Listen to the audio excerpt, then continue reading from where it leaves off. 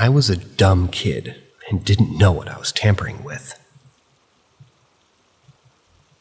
It all started when I was 12 years old. I can't remember how it came to this, but one day me and a couple of my younger friends were walking out from our block of houses, and I saw something out of the corner of my eye. I don't know what it was. It was standing in the corner and it was tall, and though I only saw it for a brief second, I experienced literal existential fear and pushed myself and my buddies outside as quickly as possible, them not understanding what just happened. We discussed the situation a little, speculated about what was up, but it still wasn't a big thing. We just went on with our day, doing whatever kids are usually doing. It would be fine if it ended with that, but it did not. After that, 3 of us started seeing things. Maybe 2 of us, because the other one is a known liar, and I'm not here to tell lies, and I know for sure some of you will consider me a liar. It wasn't anything clear, but you would just walk home in the evening and suddenly see someone dark and tall standing behind a tree. You knew something was there, and it was watching you, but you would think that maybe your mind's just messing with you. Soon enough, it went surreal. All I can say is we all became pretty paranoid, feeling like being watched all the time, but naturally being kids, we also just became really curious. And that's when we became hunting this stuff. And I'm not kidding, we called ourselves hunters, because we would walk all around our area late in the evening, expecting every dark corner, seeking out the paranormal. I know for sure that most of the experiences were just scared kids' imaginations, especially considering the fact that we would bring in someone new who did not experience this stuff previously in order to scare them. This was the kind of bait for whatever haunted us, because we hoped it would be drawn to fear. But 2 encounters stand out as very real. Stuff like, I saw it standing next to my bed when I woke up at night for a couple of seconds, and it pushed my back when we were on a hunt, but when I turned around, no one was there. And even it started loudly chanting something on my ear even though nobody was there. Those won't be included, although it did happen. I can't remember most of the smaller stuff anyways. For God's sakes, I'm 20 now. The first one occurred when I got us walkie-talkies, so we could split on 2 teams and inspect the area more efficiently. Oh yeah, look at those little shits thinking that they're SCP Foundation staff. And this time, however, we were hanging out in our yard and playing with only one of them. The other one was right there with us turned off. That's when somebody else appeared on our usual frequency. We heard strange noises, and I started repeatedly asking who the third was on the line. And for some time it was dead silent, but then somebody finally said, "They're calling for you." Nothing more, and then silence. This was pretty scary on its own. Strange thing is, in 5 minutes all 3 of us were called home almost simultaneously. Me and one guy got calls from our parents. The other one was approached by his father directly. And that's when we got paranoid over one more thing. Maybe our parents are under the influence of what we thought to be a demon as well. I know we were probably just overthinking and it was just a coincidence, but come on, when you're scared you can't really think straight. The second one was worse, to say the least. This time there were 2 of us, and I swear to God I would think I'm hallucinating if I was on my own. We were heading to our usual place of hunting, a dark street between a block of houses. Please mind that I'm from Ukraine, so it's not some fancy building but a Soviet 9-story panel one, wildly overgrown with trees. And on an old semi-abandoned factory road, it's not really clear if it's in use, but once in an eternity we can see its pipes steaming, though everything around it's covered in metal scrap and trash. Our casual talk was interrupted when I suddenly stopped to stare into the bushes. My friend joined me, and now we both stared at something that we couldn't exactly understand. It was something white floating around 3 meters in height, not see-through like a ghost, but solid white. It almost seemed like we were hypnotized because I don't remember any thoughts coming through my head. I wasn't trying to process what I saw, I was just looking. And then it frowned. I don't even know how to describe how exactly it frowned while having no distinct features. It felt like its skin, if you could even call it that, wrinkled in a way to express anger. It took us a couple more seconds of stupor before I woke up from it, punched my friend in the shoulder, and we ran somewhere. Ran somewhere that people could see us as quickly as we could. Nobody was around, though, so the best option was to stay somewhere somebody would possibly notice us from, a window maybe. I was quietly, hysterically laughing from all the adrenaline. It felt like I finally saw something unimaginable, and we almost just died at the same time. Thinking about it now, though, this thing probably would have ended us if it could or if it wanted to. And I know it'll sound unbelievable, but we went back. Yeah, nobody would do that. That's bullshit, all this stuff. But I was just curious if it had a body. Here's the thing. It was so dark I couldn't distinguish anything below its supposed head. So we grabbed some rocks and sticks and went back. It was still there, though a little bit closer to the path that we were standing on this time. It wasn't moving, just like us for a moment. Because it was just fucking terrifying to do what was planned.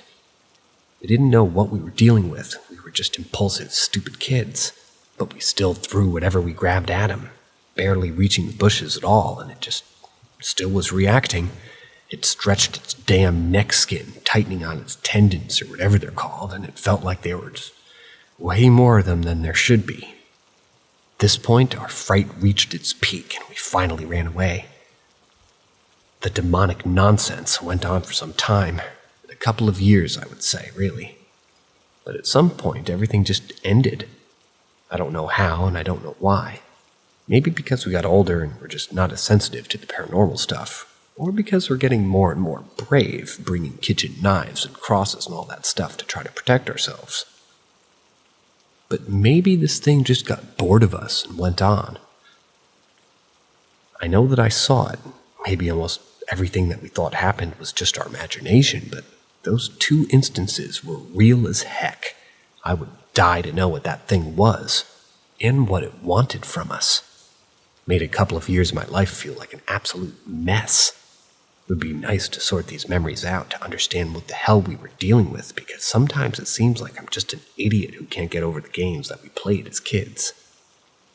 With nobody to consult with, I prefer not to mention this part of my life to anyone, because I know it sounds like fiction. Sometimes I hope to see this tall bastard again, just so I know he's real.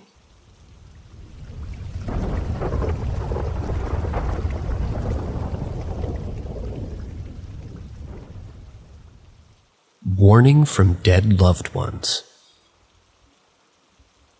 So this has happened twice. I suffer from anxiety and get really bad adrenaline dumps. So that paired with hypochondria, I'm almost always feeling weird. I'm almost always like that, and it's been like this since I was 9, and I'm 36 now. So I've gotten used to talking myself down, you could say. Unfortunately, when things really get messed up, I tend to either ignore it, or if it's too bad, pop a Klonopin or two and ride it out. About 8 years ago I did that. I was feeling super dizzy and kind of sick. But during a panic attack, I always feel super dizzy and kind of sick, so I just did the thing and laid down and put a movie on. About 10 minutes later, I smelled my grandpa. My grandpa had a very distinctive smell, like sandalwood and something else that was just him. And I heard, I want to say, him say, "Turn off the stove," but in my head. He had passed 3 months or so before I thought. Maybe it was just from a sweater. But you don't ignore your grandpa, dead or not. So I checked the stove. The gas was on. I lived with 2 smokers. Turned it off, aired the house out. The second time wasn't very long ago. Maybe a month or so. I'm diabetic, but not insulin dependent.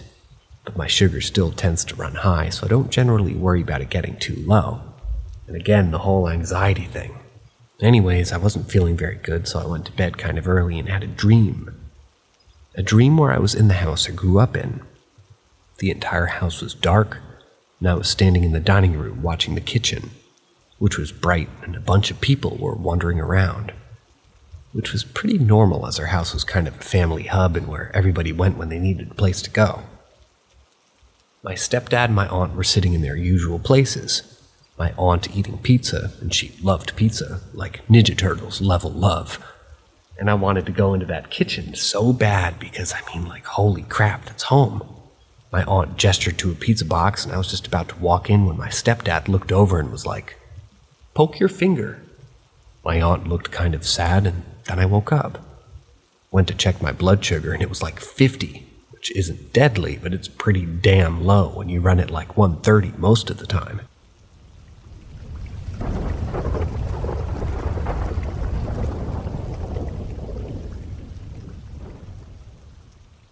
Haunted house in Ireland. To begin, before living there, I was always pretty skeptical of haunted houses, and for good reason. As a teenager, we would often visit quote-unquote haunted houses in our locality, which never really proved to be so, at least while we were present there. A few days after moving into our new college house for our final year of college, me and my friends went out to do some shopping and get some food. Upon arriving back, we noticed someone had left the oven on. We each denied it, but we knew somebody had left it on.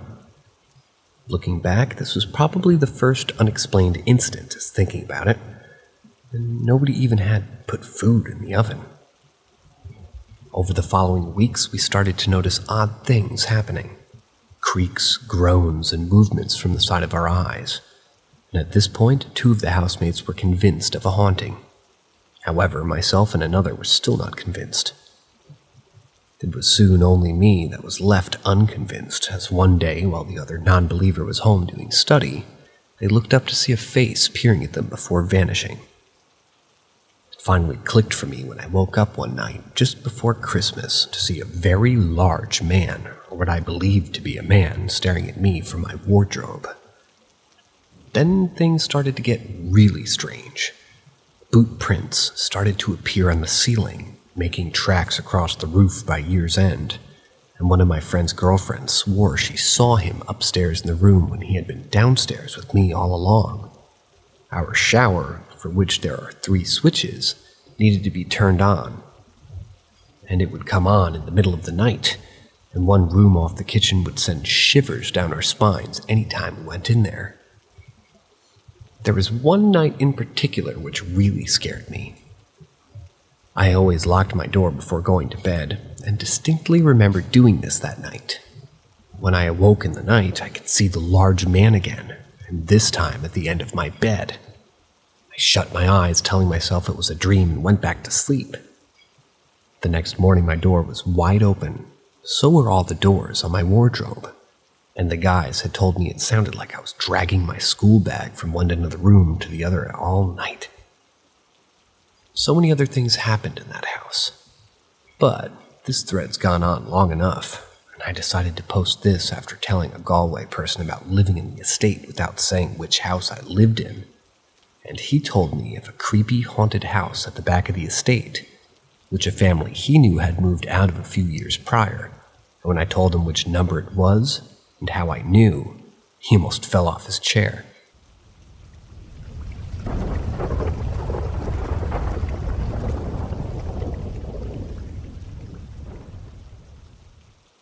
My very first playmate was the blacksmith's son, who sang for me in the cemetery.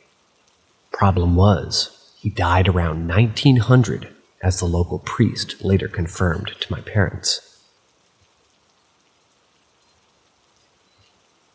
So when I was little, the very first house I lived in as a baby was the old 18th century townhouse that my parents rented from the local doctor. Suffice to say, that place was super haunted. It's a story for another day, but 3 years ago, they finally sealed the upper floors off entirely, and the doctor told my mom that nobody will ever set foot up there again. The bottom floor is now the general practice office and waiting room. Now, all of this aside, growing up in that environment left me with a major sensitivity to spirits that's kind of still active sometimes. But when I was a kid, it terrified my entire extended family with things that would come just at random. Anyways, one of the more popular stories my parents tell at barbecues and parties, and just to anyone who will listen, happened when I was 2. My mom wanted to pop in to visit her grandfather's grave. Her family are from a village about a 20-minute drive away, and there's 2 graveyards, the new one and the old one. My grandfather is buried in the old one, in an old family plot. This graveyard has since been locked, and you have to get a key from the priest to get in. So being 2, I wasn't overly interested in sitting down by a graveside to pray with my parents, and they were happy enough to let me wander, so long as I stayed in their sight. And luckily for them, I didn't go far. I bolted down the path and stopped about halfway among the tombstones, where I started to sort of sway on the spot and dance as much as a 2-year-old was capable of. My parents watched me for a few minutes, but didn't think much of it, and then told me that we were leaving. My dad picked me up and he headed for the gate. But just before we left, I turned over his shoulder, looked around and smiled and waved at something. They obviously didn't think it was anything to be concerned about, because a week later they went back. My grandfather had died the day before their wedding 4 years earlier, and Mom had been very close to him, so they visited fairly often. This time when we went in, I didn't even wait for permission and ran back down to the same graveside, where I had begun swaying in that same spot again, looking up over the grave in the air as if something was suspended there.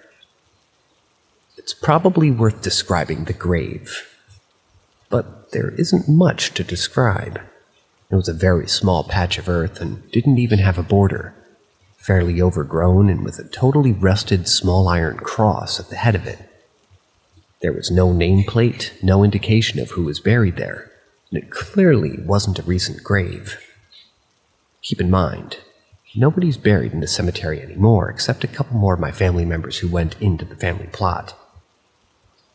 At this point, my parents are creeped out. My dad, who swears blind that he does not believe in ghosts and never will, came down to ask me what I was doing and explained that I was dancing. I asked, rather he asked me why, and I pointed above the iron cross, and the jumbled English of a toddler said, "The boy is singing, and he wants me to dance." My dad picked me up, ran past my mother, and got into the car to wait for my mom. They went to my great-grandmother's house across the street, told her the whole story, but they all agreed it sounded a bit ridiculous the more they thought about it, and since I was only 2, it was probably just a game, so they went back. They entered through different gates. They went over the wall no matter what they did to try to confuse 2-year-old me. I always went back to the same grave. And once again, there was nothing special about it. It wasn't beautiful or impressive, and there was no reason for a 2-year-old to be drawn to this little patch of earth, but I always went straight there. I always danced while he sang to me, and I always waved to him before I left, regardless of which side we left from, or which winding path they took out of place. They brought other family members with them as witnesses. They had family friends question me about it. I always told the same story. My earliest memories of my grandmother sitting me down at the cemetery wall while I was trying to dance as instructed, while my parents looked at me, totally scared, and asked me to describe him or tell her what his name was. I don't think I answered her, but I remember finding the looks on their faces just so unbelievably funny because they were so scared of my friend who was only wanting to sing with me. What I didn't know was that my great-grandmother had told the priest, brought him in there to show him the grave, and asked if there was any way that we could know who was buried in the little unmarked plot. We went off and checked the burial records, and sure enough, 5-year-old Robert, the blacksmith's son, had died of tuberculosis almost a century earlier and lay there, marked only by the little iron cross that his father made for him. Funnily enough, my great-grandmother knew the blacksmith. He was their next-door neighbor, but he was an old man, when she was a little girl, so she never knew the little boy. My parents stopped bringing me to see my friend after that. We only went into the cemetery for funerals. We also moved out of the doctor's house, but it was a few years before I stopped being a little creepy kid that terrified everybody that spoke to me. I actually did go back a couple of years ago and brought a friend of mine visiting Europe from Boston. She told me when we met that she could speak to ghosts, and after a couple of weeks I started divulging the hundreds of stories I have from childhood, and she asked if she could come to the cemetery with me. Since the gate was locked, we had to hop the wall. But once we were inside, she pointed clean across the top of the headstones and said, "Hey, is it over there?" Pointing at its location. I nodded and she started walking towards it and stopped right at the iron cross. "This one?" I nodded. I swear this is totally real. She stood there for a second and then started backing away. I didn't have to ask her why. It was the middle of December, and yet the air seemed to fizzle and get really, really hot. The hair on the back of my neck stood on end, and the pressure that built up on my head made it feel like my scalp would split open. She told me she wanted to leave, but I was already running out of there at that point. We vaulted like the wall, or we vaulted the wall like Olympians.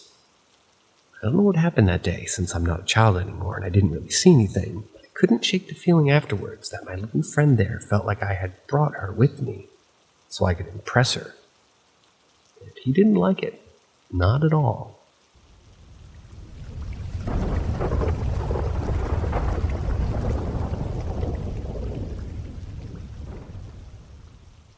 My deceased loved ones send me messages through my dreams.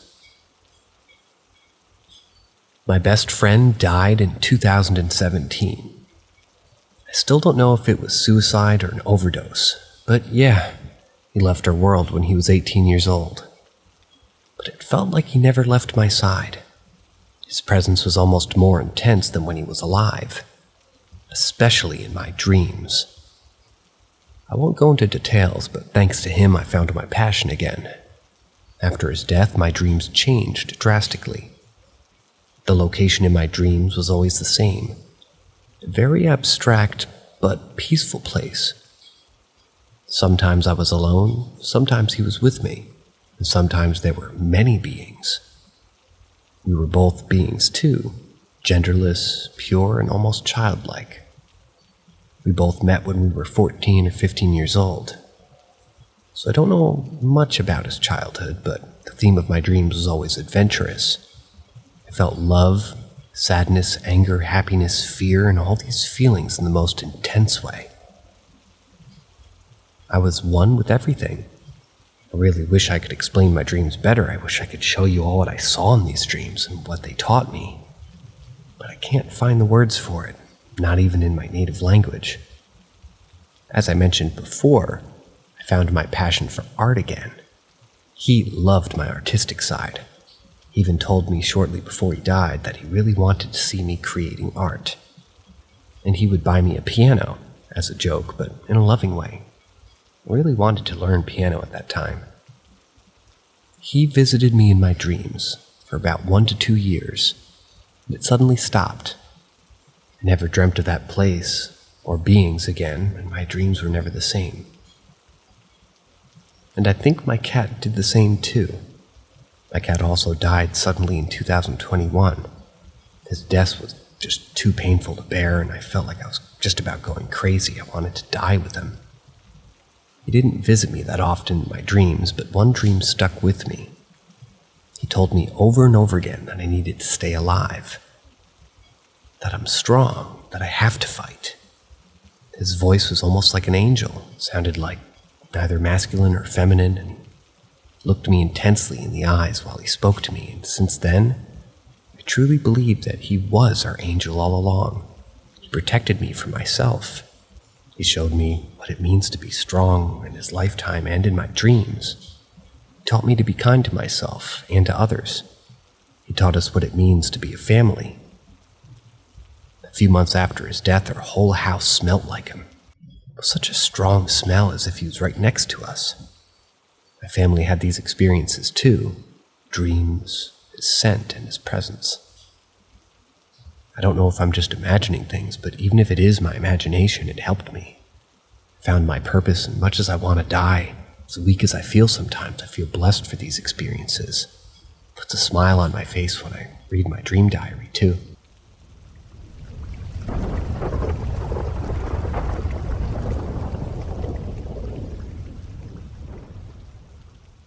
Multiple cases of lost time at my university.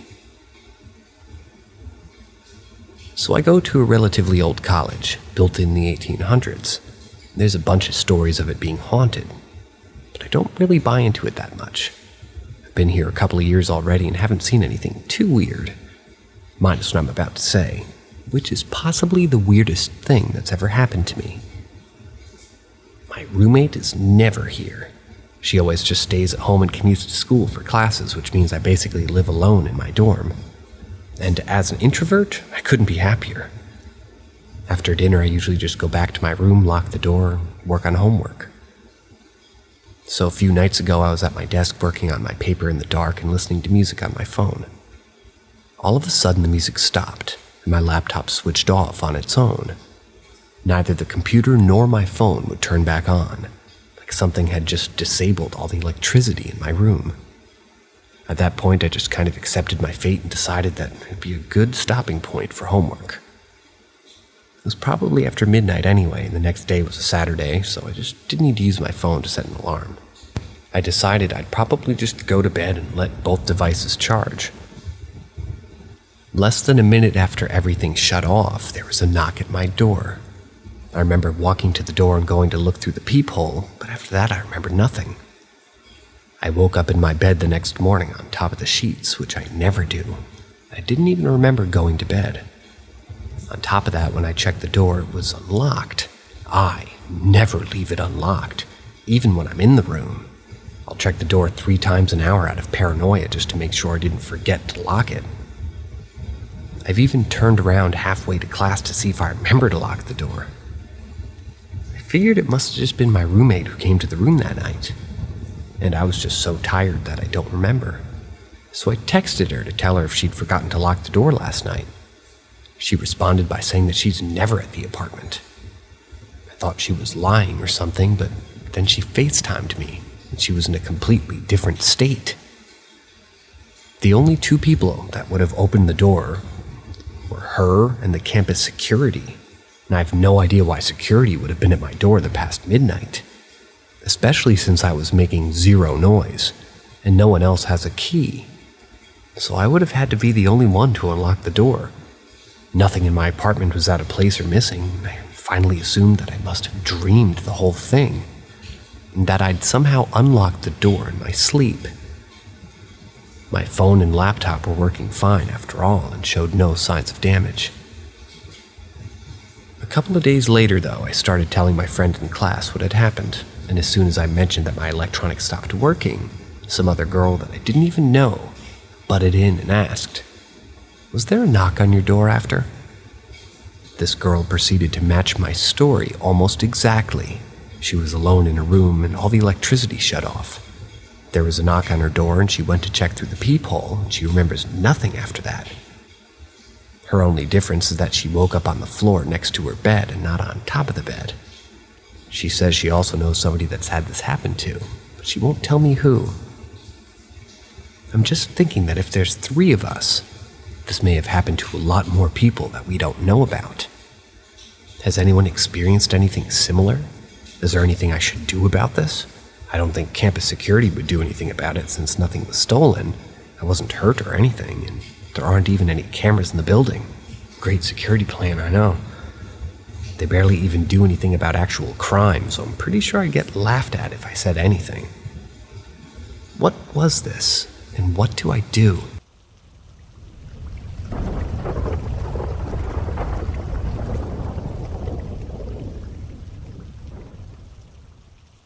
Strange encounter while walking home one night. This happened sometime between 2012 and 2014. I would have been in my late 20s at the time, living in a share house in the eastern suburbs of Sydney. I worked nights packing shelves at the supermarket, a job I absolutely hated, but had kept up through all uni. In fact, I'd actually graduated in early 2012, but found I was too lazy to just quit. I ended up spending those last few years in the share house kicking around, working this crappy dead-end job, waiting for everyone to go their separate ways, so my life could start, quote-unquote. After each shift, I'd catch the bus home from work at around 11 p.m., get off at the top of the hill at the shops, and then walk down the hill towards home. It was only about a 10-minute walk home from the bus stop, and I only mention all these details because I probably caught that bus and made that same walk 1,000 times in all the years I held that job. This was the only time that anything even remotely creepy happened. I'd hopped off the bus and was headed downhill with the cemetery on my left and a row of simple 1- and 2-story homes on my right. I almost never saw any people at this time of night. That's how quiet the area was. The way is also well lit, and despite a cemetery looming over your shoulder, there's nothing eerie about it. In fact, it's quite beautiful, well-tended cemetery filled with interesting old markers, statues, and things. You'd see people jogging or walking through it most days.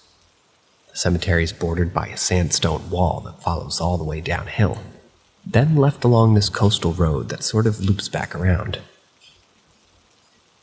I was maybe halfway down the hill when a plain white van drove past on my left. At first, I thought it was nothing. I didn't brake pace, and then the van didn't stop or slow as it went past. I watched the taillight grow smaller, sweeping left as it took the bend to the bottom of the hill. But as soon as it disappeared, I had this very odd feeling come over me that I was going to see it again. Not sure how else to describe that. It wasn't like a voice in my head or anything. Just an odd, fleeting impression that when I go to the bottom of the hill, that the same white van would be waiting for me.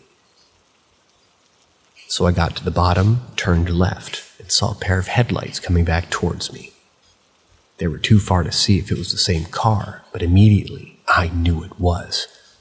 I didn't feel scared or anything, but I knew that whatever was about to happen was going to happen, whether I wanted it to or not. Again, just a fleeting impression. This time the van slowed and came to a stop at the side of the road. There was a young guy driving, and I can't remember whether the passenger side window was already open or whether he leaned over to open it, but either way, he leaned across and called for me to come over. All I thought in that moment was, he probably needs directions. But as I approached, I immediately began to feel very uneasy. That gentle impression that I'd felt earlier, watching the van drive past, now solidified into a vague feeling of dread. I felt as if I shouldn't get too close, but I came about as far as the grassy verge, then stopped. I remembered the radio in the car was playing, just some random pop song. He might have reached over and turned it down, I can't remember. I also don't remember too much of what he looked like, to be honest, except that he was maybe about my age or a little older. Had longish blonde hair and a few days' growth on his face. He didn't strike me as threatening, so the unease I felt was more confusing at first. He spoke with a British accent. I just assumed that he was a traveler. "Excuse me," he said. "Can you help me? I'm trying to get to the cemetery. Do you know where I can find it?" Now, I was really confused. Just over his shoulder on his right, less than 50 feet away, the tops of grave markers and crypts poked over the sandstone wall. Like I said, the way was very well lit, and he would have definitely seen the cemetery as he drove this road a moment before. In fact, he'd driven down so far to the end of it, then made a U-turn. That's when I'd see him coming back. At the other end, where the road loops around the coast, the wall wasn't high, and you could clearly see all the graves, even in the dark. Stretching up back at the hill, it made no sense. I was just about to answer when my blood absolutely ran cold. I froze mid-word, my mouth hanging open. Somewhere in the back of the van, I could clearly hear a woman screaming and crying for help. I could even hear her banging against the inside paneling. I heard it as clear as day over the radio playing. I knew it wasn't a recording, but it was also somehow strange and seemed slightly unreal to me. Again, not too sure how to explain it. I definitely heard it, and it did scare the hell out of me, but I didn't react the way I thought I would. I looked at him and he stared back and said nothing, making no effort to explain the screams, or even acknowledge that we were in fact hearing them. There was no mistaking it. I could still hear it clearly as we stared at each other. "Sorry, I have no idea." That was all I could get out. He nodded, said thanks anyway, and drove off. I ran the rest of the way home, which thankfully was only 2 minutes away, and when I got in, I was out of breath and shaking. My housemates were all asleep, and I went straight to my room. If there had been even 1% of doubt in my mind, like maybe I'd have imagined it, I would have probably woken someone first and at least told them what happened. But instead, I called the police. I had to explain the story to 2 different cops. Long story short, because of a jurisdictional thing, my area actually fell under a police station further away than the local one that I'd called. They took it seriously, took all my details, and said they'd send a car to go look for this van. Fortunately, I hadn't seen the license plate. In the moment, I hadn't even thought to check, stupidly, and my description of the driver wasn't much more detailed than what I've described here now. Though they had all my details, the police never called back to follow up, and nothing showed up in the news or the newspapers. When I told my housemates about it, I left out the strange feelings of dread, and I just stuck to the details. They mostly thought that I'd been pranked somehow, and while I guess that's possible, to this day I know that that's not what happened. It's one of those had-to-be-there kind of things. But the whole ordeal felt so unusual and didn't play out like any kind of prank. The whole thing lasted not even 3 minutes from when he first drove past to when he drove off, and our interaction lasted probably not even 20 seconds. But it stayed with me for years, and I often think about it, wondering what happened really. I've thought about it a lot over the years, and my gut tells me that there was something else going on. And I mean by this is I don't actually believe there was anyone screaming for help in the back of the van that night, but I 100% swear on my life that what I heard was a woman screaming and crying for help, and that it was coming from the back of that van. I actually don't think the driver could hear it either. But what that means, I really don't know.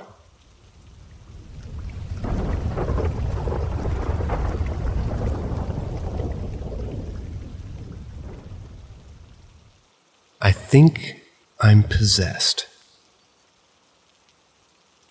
My story starts off a couple of months before I was born. My mother told me that my dad was into demons and thought that doing a ritual on my mother and myself would make us luckier. I don't know much about what was used except skulls, candles, and a weird liquid my dad put on my mother's stomach. Nothing much happened after that with my family except when I was 2 years old, I was crying and pointing at a corner as my family asked what was wrong. Growing up with my little brother, that's not really regular behavior for a 2-year-old. All I can remember about that was a big spider with the face of an old white man. I addressed the color because my dad didn't really like white people all that much, and the memory is kind of a weird one, because I remember it through a different person's perspective.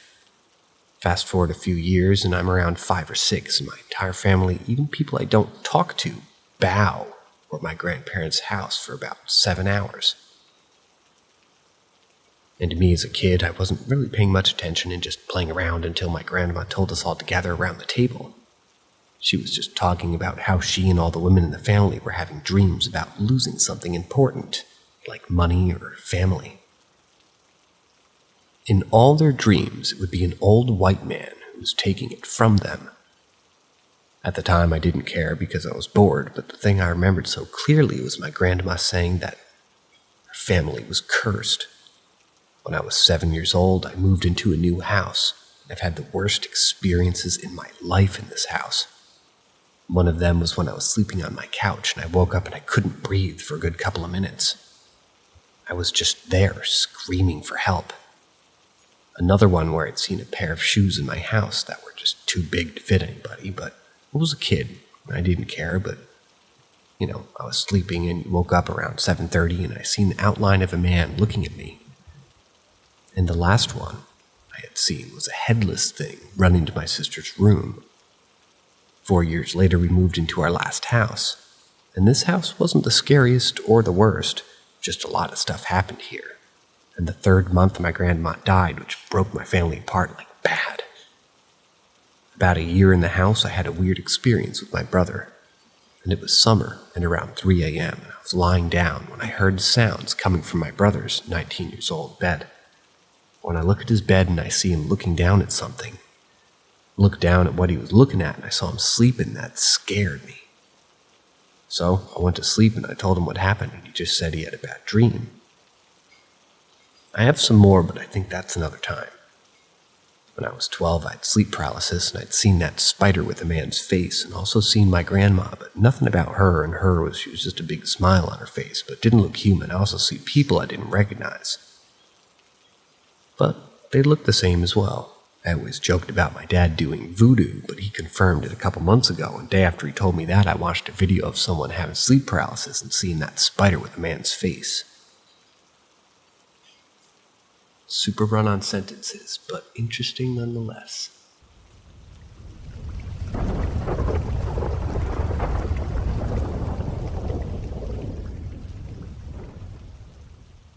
The experience that made me believe in the paranormal. I also should tell you my parents built the house my experience happened in. So no one died in there, but the village I live in got burned down in the past. And witches got burned. Also, there's a vortex and portal in the bathroom, mirrors facing each other. What I'm about to tell you happened 16 years ago when I was 10, but I still remember everything crystal clear as if it had just happened. As I said, I was 10 and always had the feeling of being watched and followed in the dark. Well, it was a bit more specific, but I'm going to talk about it again soon. I always calmed myself by telling me it would be nothing. Every kid is scared of something silly like that, right? At least I thought. Even though I didn't like the dark, I wouldn't say I was scared. I rather proved myself wrong by facing whatever thought was making me uncomfortable. So again, when there was a dark area around me, or if the lights were completely off, I often had very specific thoughts that tried to scare me. Like something is in there watching me reading my book, or something just waits till it's dark to grab me and scratch my arm right here. Like it was very specific what would happen in the dark, you know? When I was a kid, I loved documentary movies, so I knew about survival instincts and stuff. That's what I would tell myself to calm down. It's natural to be scared of the dark because we can't see. It's nothing there. Prove it to me that I would do exactly what my instincts told me not to do. Most likely nothing happened as I told myself, but the next day I had scratched and blue marks on my body where my instincts told me it would be if it was dark. I ignored it. I think I just didn't want it to be anything, since it would mean that there really is something. That was just to explain the background bit. Let's talk about the night that changed my life. As I went to bed, I again had this feeling, this really, really bad feeling. It was way, way stronger than ever before, and something told me not to switch the light off. To explain, I was already in bed. I just had to reach out to hit the light switch. Before I could turn it off, I freezed and I couldn't do it. My thoughts weren't specific this time. I just had this huge fear of doing it, and it was like, you'll regret it. It took me a few minutes to convince myself, but I was childish and just should do it. Eventually, I turned it off. It was dark around me, like really dark, and I had those glow-in-the-dark stars on my wall, but I couldn't even see them. It was pitch black. Again, this huge fear came over me, and I slept deeper underneath my blanket. Everything just felt off. That's when I heard it. Very creepy breathing right behind me in the room. I was facing the wall, eyes wide open. Again, I freezed. I was scared to turn around or move myself. Geez, I was even too scared to breathe myself. I just hoped it wouldn't notice me. I can try to describe the breathing sound. It was almost as if it would growl in a very, very, very deep tone every time it breathed out. While breathing in, it sounded like it was kind of hissing at the same time. I can't tell how long I was laying there listening to the sound of this breathing. It felt like forever. Considering I didn't breathe the whole time, it can't be that long. Suddenly I heard the sound of something being moved through the air. How do I explain? Do you know the sound when you take your ruler and just move it in the air real quick? It almost sounds like the wind in the trees, but different. Maybe you know what I mean. After I heard that sound, something hit my face, or more like brushed over it. I had long black hair back then, and it felt like it being moved forward with the force of it, and then silence. All I could hear was my own heartbeat, still couldn't move. Not because I was paralyzed or something. It was more like I didn't want to move because I didn't know if it was still there, and if it would attack me if it found me. I think it was pretty aware of me being there the whole time, but back then I didn't know that. Everything would have been possible, you know? When my body forced me to breathe again, I was freaked out by the sound of my own breath at first. I thought it would be back. It took me a while to figure it was just me and everything else was still silent. But I still was just laying there, listening. This time I can't tell how long it took me, but I didn't move until I noticed my stars on the wall glowing again. I reached out and turned the lights back on. I was shaking so bad, and I remember how I couldn't hit the switch at first because I kept missing it because of this damn shaking. With the light back on, I realized this really happened, because there was the, proof right in front of me. I had a teddy bear on my writing pult on the other side of the room. Now remember the sound of something moving in the air and how something slid over my face? Well, there he was, my teddy bear, laying between me and the wall. His eyes facing directly towards mine. Something threw him at me. I'm still living in the same house, and I'm convinced that whatever it was is still here. Over the years, I figured that there's several ghosts in this house, and most of them are friendly. But there's also this really evil entity. I'm not sure if this is just one or even more.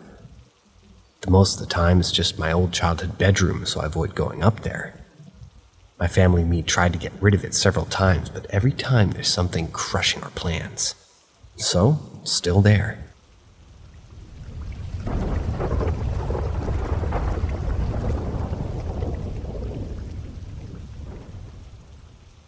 A few years ago, my mom went on a solo road trip. She doesn't usually like to travel alone, but I was in college and she wanted to visit some family a few states over. The trip went well, up until the last night on a drive back home.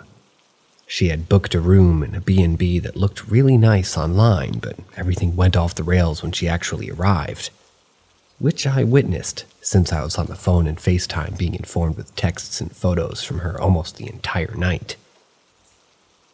When she pulled up to the house, it was totally dark. There were no lights on the inside, and it seemed almost deserted.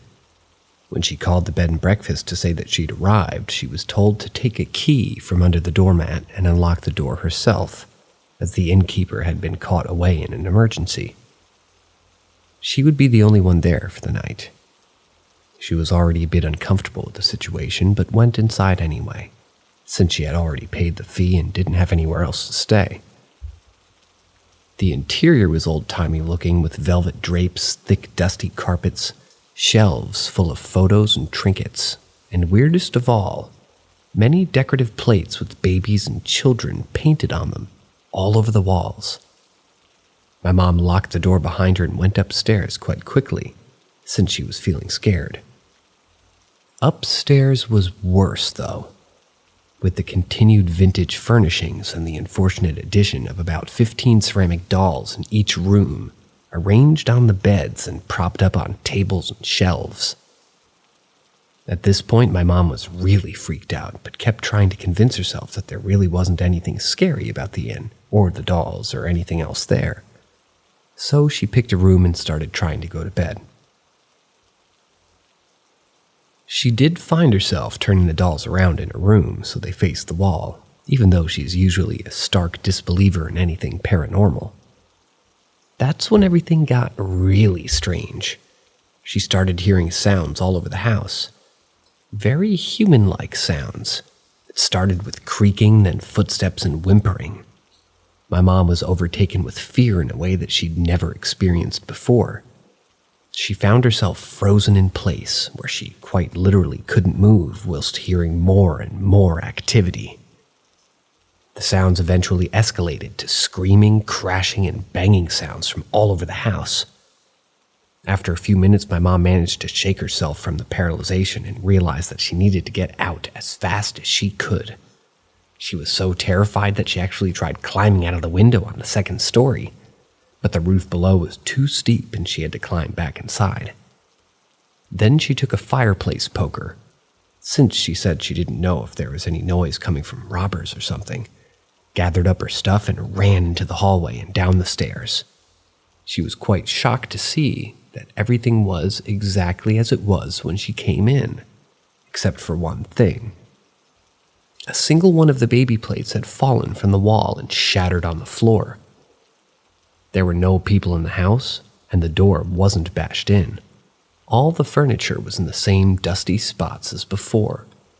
She booked it for the door, threw it open, dropped the house key somewhere in the front yard, and drove away. She had never been more afraid in her entire life, and had never seen, or rather, never been less sure in her opinion that ghosts were fake. She drove around the town for a while and ended up in a Motel 6 where she probably slept about 45 minutes, then came home. Unfortunately for her, though, that isn't where the story ends. She had been looking forward to arriving home so that she could finally be done with this whole frightening occurrence, maybe get some sleep and watch some reality TV that had been recorded while she was gone. What she didn't account for was the ghostly hitchhiker that seemed to follow her back. That first night home, she fell asleep on the couch with the TV on. Around 2 a.m., the TV turned off on its own, and she woke up suddenly to hear loud footsteps running throughout the living room.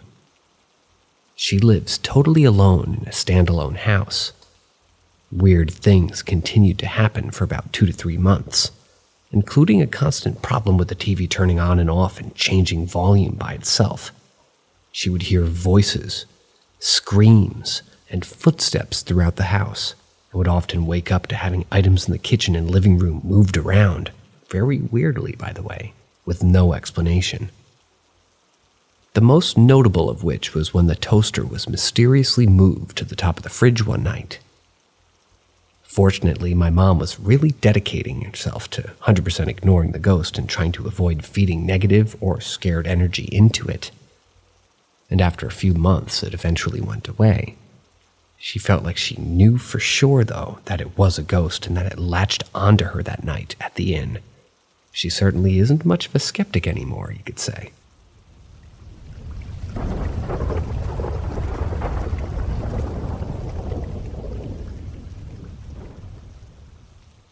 One of them spoke to me.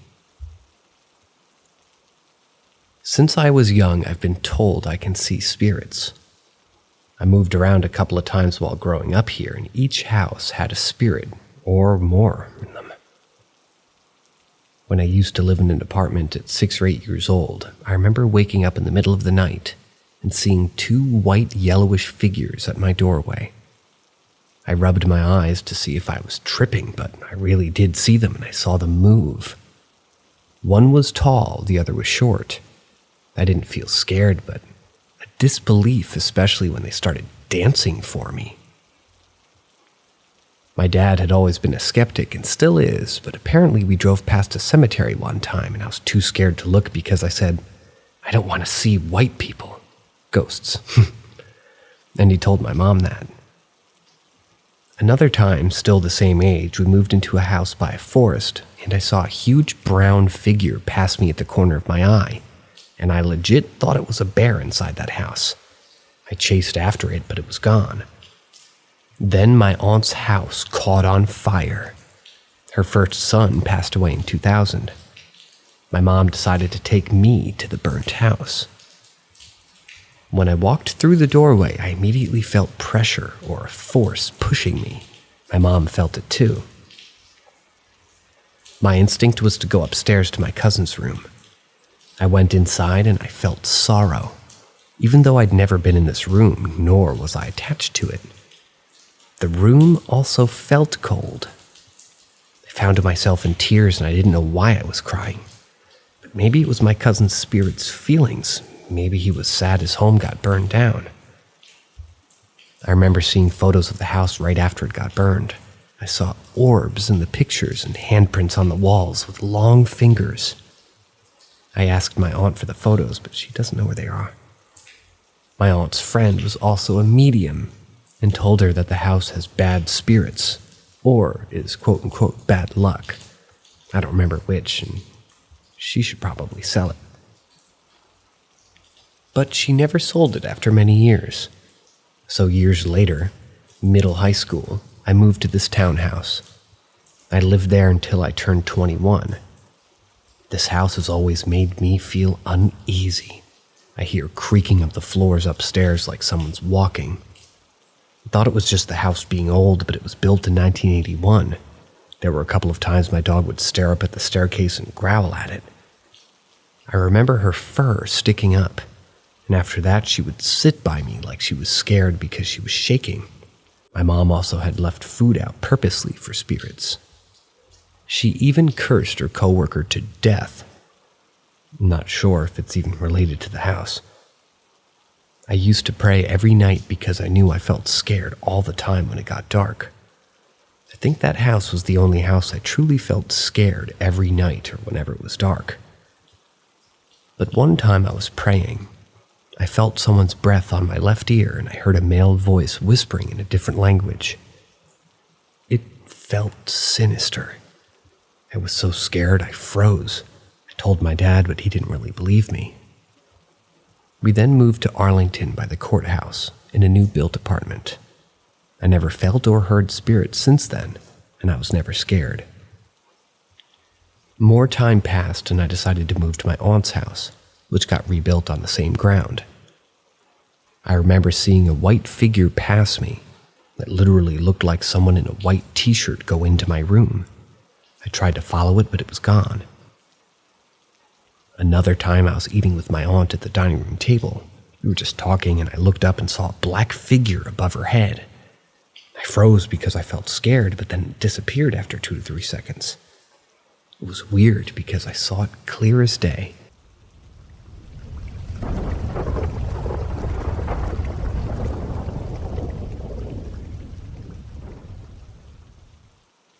I grew up in a period house with a poltergeist who loved babies. A long overdue requested update. I don't actually remember any of this, to be clear, because I was a baby, but I've been in the house several times since, and my parents and others have told the story so many times that I may as well have experienced it. Basically, I grew up in a late 18th century townhouse, part of it anyway. The building itself was a doctor's surgery or GP's office, and it was a family home that had been around for generations. My parents rented the top 2 floors and part of the ground floor. If there were rumors before they moved in, they certainly hadn't heard them, and for the most part the house was okay. Things really only amped up when I was born. It was an old house. The furniture was all antique. There were portraits on the walls, antique silverware in the basement. There were just 3 bedrooms despite its size, and the master bedroom was enormous with high Georgian ceilings and clearly old wallpaper and molding. It was a beautiful room and they tried to stay in it. But after the first night, it became apparent that it wasn't going to be possible. It was freezing, for one thing. And even with the heating on and the fire lit in the room, it was just unbearably cold. Not great for a newborn. So they moved to the back bedroom instead. But the master continued to give them the creeps and they sealed it up, somewhat unsuccessfully. If you closed the door, it popped open again. If you closed the door and locked it, then it would be open again by the next morning. Always the same amount, just about 3 inches. Only a crack, really. If you closed the door, locked it, and piled furniture in front of it, then the banging from inside would keep the baby, which was me, awake all night. They convinced themselves that the banging was the result of birds nesting in a chimney rather than something more insidious. But at least it always stopped if you opened the door again. Keep in mind that this is a large, heavy oak Georgian door with an antique handle that has to be turned to open. They decided that based on the cold of the room, it was clearly a draft which was opening the door. Closed it every time they went past, just to feel proactive, and moved on with their lives. Then I reached the age where I moved out of my parents' room and into my own room next door with a baby monitor on at all times to make sure all was well. And it was, except for the other voices that came through it. Whenever I was put to bed by the time they came downstairs, they'd hear me babbling away on the baby monitor, and slightly more troublingly, a deeper adult voice babbling back. They checked, of course, and whenever they'd open the door, I'd be laughing and reaching for something above me, but promptly stop and look at them. Pretty soon they realized there was basically nothing they could do, so they just ignored the babbling and kept an ear open for anything more worrying. My mother tried to convince herself that it was probably interference with another baby monitor on the street. The noises sure did freak everybody else out a bit, though. My uncle once babysat me when he was just 14, and my parents returned home to find him sat on the front step, shivering and clutching the baby monitor. Me babbling away, cackling through the speaker. Good to know his policy was to abandon me to the ghosts, but it was fine. They didn't ask him back, and he told me years later that there was no money they could have ever offered him to make him come back anyway. Sometimes, when they themselves went to bed, they would get a little bit rowdier. There was an outhouse down the back of the yard, and sometimes at night the light would flick on down there. Not willing to take the risk that could be rowdy teenagers or burglars, my dad would invariably haul himself out of bed and go check it out. And invariably, as soon as he left the building, the clattering and banging in various rooms would start. I don't know why it wanted my dad out of the house to do so, but my mother, who was pretty much used to the house by now, would just roll her eyes and wait for him to come back. One morning they were awoken by a banging so loud from the attic that objects on the bedside locker were vibrating. My mom was certain that the roof was going to cave in, so my dad jumped up, grabbed a flashlight, and went to go check it out. He came down 10 minutes later when the banging came to an end, and told my mother that a bird had gotten in through a loose slate, and he managed to get it out. Years later, after they left, he admitted that there was no bird. He just stood up there, terrified, sounded by knocking and banging that almost was deafening. Then all of a sudden it just stopped. Things really ramped up when my parents decided to go looking for a new place to live. Tired of renting, they decided to start saving for a deposit, which was perfect because a woman connected to the house by family ties was really keen to move in and was just about to get married. To her, this big old house was a dream first home. And one day my dad came back from work to find the whole stairs and walls covered in what he assumed was honey. Annoyed, he blamed the babysitter and asked her not to put honey on my pacifier in case she rotted my teeth. She denied ever putting any honey on her, and my dad let it slide, but the walls and stairs were sticky for weeks despite frequent cleaning. The banging got worse, too. More birds in the attic, he assured my mother. Sorry guys, it is raining like crazy over here, but I'm going to continue on. The lady who was due to move in after we left started sending painters in, and she was dead set on making the Grand Master bedroom into her own room. The painters came 3 times. The first time they painted the walls and ceiling, left it to dry, and when they came back the next day, not only was the paint still wet, It was sloughing off the walls in places like an ill-fitting skin. So they shrugged. It was a cold room, and they scraped the paint off to start again. They opened the windows for air. That room always smelled like turned earth, my dad says, because of the damp and the cold. They lit a fire in the grate and tried again. Next day they returned, same thing. Paint just refusing to stick to the walls. They were annoyed this time, starting the same job once again. But by the time lunchtime came, they popped their heads into the kitchen, told my mom they'd be back later, and took off unusually quickly. They never came back. They left their paint brushes and painter's cloths, even though they were leaving their radio behind, I guess, too. Dad met them a few days later and asked if they were going to come back to pick them up, and they waved him off. Don't worry about it. Another painter can take the job. Dad said he asked them if they had seen something, and they went quiet for a second before laughing nervously and heading off in the van. Eventually, we moved out and left the house behind.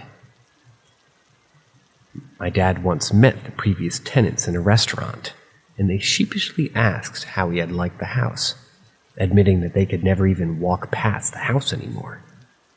My parents didn't mind it much, but when I asked them if they'd go, they just hesitated. The tenant after us was my dentist growing up, and at one appointment she gently asked my mother if she had ever seen anything weird, to which my mother laughed and asked what she had seen. The dentist was the owner's sister, and she told my mom that she had just lasted 3 months before she left in the night one day, with her and her new husband, and handed the keys back to her brother. There was never another tenant. Furthermore, the upper floors have been boarded up and the stairs removed. Nobody, my dentist said, will go upstairs in that house again. The weirdest incident happened after we left, but as none of the three of us were there, we always opted to take it with a pinch of salt. The way she told it to my mother, weird things were happening for weeks after they moved. But like my parents, they pretended it wasn't going on. One day they could hear trickling water even though there was no rain outside. Obviously, in an old house, this is less than ideal, so they started looking for the source. Their search led them to the basement. The basement always scared my dad, a lifelong skeptic more than any other area of the house, and they didn't tend to go down there. Pretty much ever, so that was fine. It was larger than the footprint of the actual house and contained a vaulted ceiling kitchen and laundry, as well as servants' quarters and rooms piled high with antiques. At best guess, it's older than the house itself by at least a century and belongs to an earlier building on the site. Anyway, when they opened the door to the basement, they were met with the sight of water running down the back wall, as if the ceiling had split and was allowing a river to run through the house. Obviously, they panicked, called a plumber immediately, and waited for him to arrive. When he did, they brought him down, and had been down for half an hour by now. The three of them stood at the foot of the stairs, and when they opened the door, 6 inches of water stayed standing. According to the dentist, anyway. At least 3 to 4 seconds, just enough for it to look totally wrong, but not long enough for anybody to say anything before it rushed over their feet. A flooding like this required the fire department to vacuum it out, so they ran upstairs. Feet sopping wet, calling for help. When the fire department arrived, they just dreaded finding out how much water had built up by now, with everything in the room being so valuable. Opened the door, nothing. The room was dry. There was no water. There was a layer of dust over everything that had just always been there. The dentist thought she was going mad, apparently. The fire department weren't especially impressed with being called out on a joke. Obviously, as my parents never saw anything like this, so they're just not sure what to make of it. But you never know. Details about the history of that part of town could well point to something that was weird that was happening. Whatever was in that house was clearly a poltergeist, but at the same point, it didn't exactly seem to mean any of us any particular harm. It just liked babies. Got the house all to itself now. And just the doctor's surgery operating on the ground floor. I hope it's much happier now.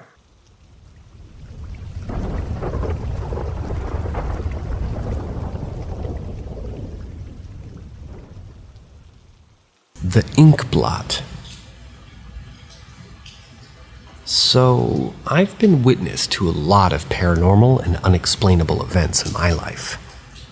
It's not that I go looking for it or anything, I just always seem to be in the wrong place at the wrong time. Honestly, I would think myself of kind of a Looney Tune if others hadn't shared some of these moments with me.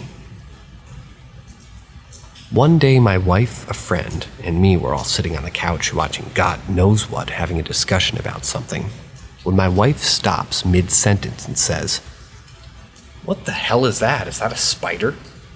She pointed at something, but at first, me and my friend didn't know what she was pointing at. Then we saw it. In the center of the living room, there seemed to be something small and black hanging in the air. We all at first thought it was a spider or some bug. My wife is scared of spiders, so being the man of the house, I step up and remove the pest from the premises. When I got up and approached the quote-unquote thing, I quickly realized it was in fact not a spider or a bug. What I was looking at was, to me, what seemed like a drop of tar, black ink suspended in the air. I was like, "Guys, this is not a spider. Look." I then proceeded to wave my hands around it above and below, and there was absolutely nothing holding it in place. Being either incredibly brave or stupid, I went to touch it, when my wife screamed, "No, don't touch it, are you crazy?" I stopped short, but not because of her. As I was going in to touch it, I kinda saw movement from this ink. It was your typical teardrop shape, but the skinny top part of the teardrop was moving around like a squid tentacle. This was some for real Marvel's Venom symbiote-looking shit. I pulled my hand back and I sat back down on the couch between my friend and wife. For the next 5 minutes, that felt like an hour, the three of us sat in total awe as this black ink floated about 7 feet from the center of the living room, past all three of us through the storage room door. It was closed. It just materialized right through it. My first question was, "We all saw that, right?" Of course they had. My wife was the first to see it. My friend then immediately after, and my wife and I still to this day talk about the mysterious ink blob that floated through our living room. Crazy stuff, man.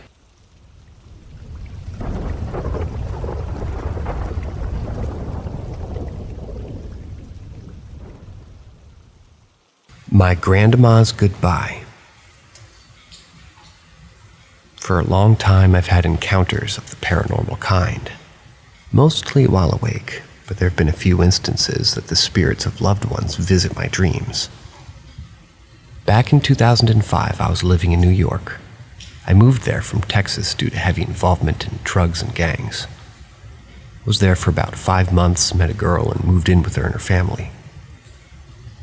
One night, I had an incredibly vivid dream about my grandmother. In my dream, I was walking on a beautiful beach with white sands. Just ahead of me was a canopy or something that, those things that pop up and people put at picnics and barbecues to give you shade. Well, I walk up to it and there was my grandmother sitting in a folding chair in front of a folding table, wearing a beautiful black dress, totally out of place for where we found ourselves. I sat down in the chair opposite of her and looked around confused. It was an odd scene, to say the least. "Oh, hey," she said, realizing I was there. "Want to play some Uno or Dominoes?" We used to play one every other time that we went together. I'm still confused, I said, "Sure, but what are you doing here?" As she set up the dominoes and did the whole shuffling thing, she said, "Well, you weren't around and I wanted to say goodbye." "Goodbye? Where are you going?" I asked. She didn't answer my question, but did say, "Please promise me that you'll stay out of trouble, be a good man." "I promise, but where are you going? What are you doing here?" I asked as I looked out over the ocean. "Remember, I love you," I heard her say. As I turned back to her to say, "I love you too," she was gone.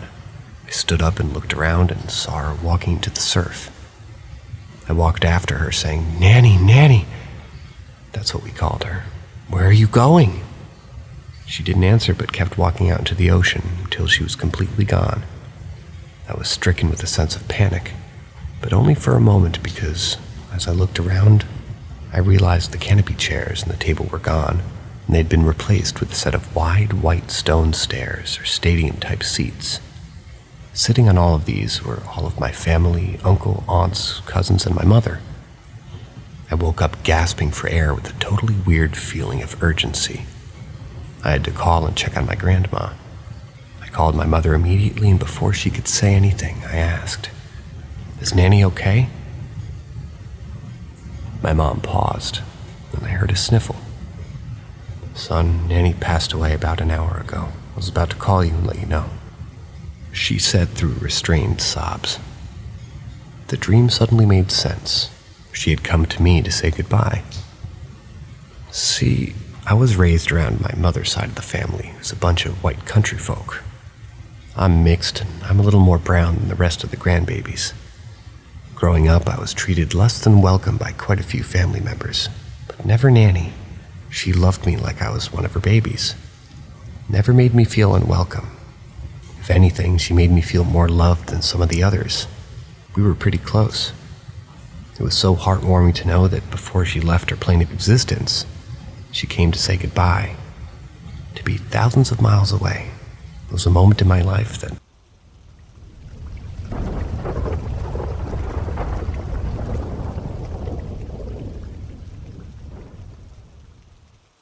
I'm feeling more and more scared. So I'd like to start by saying I had a paranormal investigation team come to my apartment. They cleansed it, and it all seemed to calm down for the most part after their third visit. But just before Christmas, activity exploded.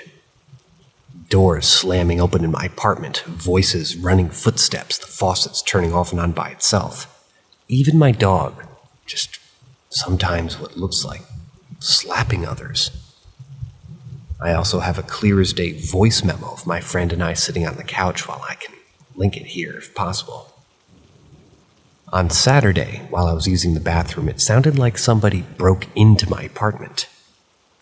I still have Christmas decorations up, and the jingle bells on my front door went ballistic, like someone swung the door open and shut it. Granted, I never heard the door shut, and it was locked. It was about 1:30 a.m., and I live alone with my dog and kitten. They were hissing and snarling, like someone they hate just walked in. I must stress my kitten and dog are very loving towards each other, don't fight each other ever. I'm 5'1" and about 110 pounds. I'm not big, but I tried to make myself as mean-seeming as possible, and I ran out of the bathroom with one of the little pocket tasers out. What I saw when I exited the bathroom was shocking, to say the least. The heavy tray full of random things on my coffee table was now on the floor. Mind you, the only sound I heard before this was booming footsteps. Not something that I have trouble picking up sometimes laying on the ground. All the cabinets on my side table and coffee table were open, and I think the scariest part was my bar stools were still when I passed them. But as I checked the still locked doors, I heard my cat hissing from behind me. Both of my bar stools were spinning. One clockwise, the other counterclockwise. Then it was like somebody had grunted in my ear.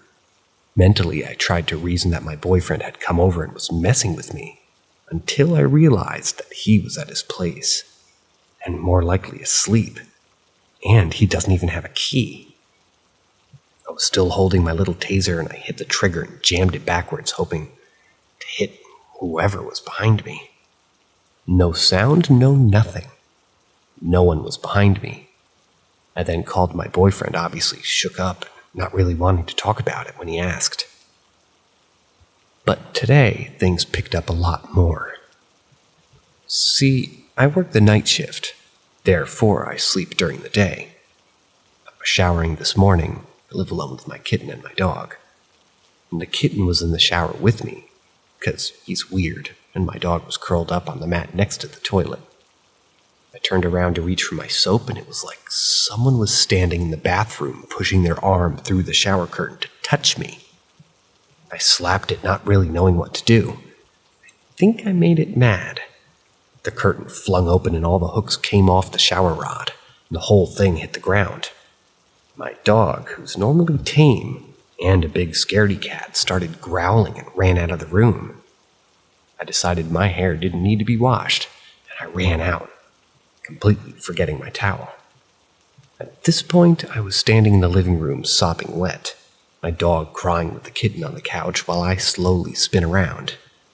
It was like my apartment was alive. Everything seemed to be moving, the bar stools, the Polaroid camera on my coffee table. Even the leashes hanging from hooks by the door swayed. As fast as it all happened, it all stopped. It was quiet for a moment until my pet's food containers flipped over in the kitchen, and the water faucets in the bathroom and kitchen turned on full blast. I'd like to note that my kitchen has learned how to turn them on. My kitten, rather. So I kind of blame it on him, until I felt him walk up and start licking the water off my legs. I felt like crying at this point, like this horrible gut-wrenching feeling filled me, like something that felt worse than anything I've ever felt before. That's when I decided I'd have to go. I started putting on random clothes that I left hanging over my bar stool, and as I was putting on my pants, I noticed my extremely thick hair wasn't hanging over my head like it should when I'm putting my still wet body through leggings. A couple strands were lifted, like someone was holding them away from my face. I screamed and ran outside, holding my kitten and my very large dog in my arms. I could hear what sounded like growling as I closed the door.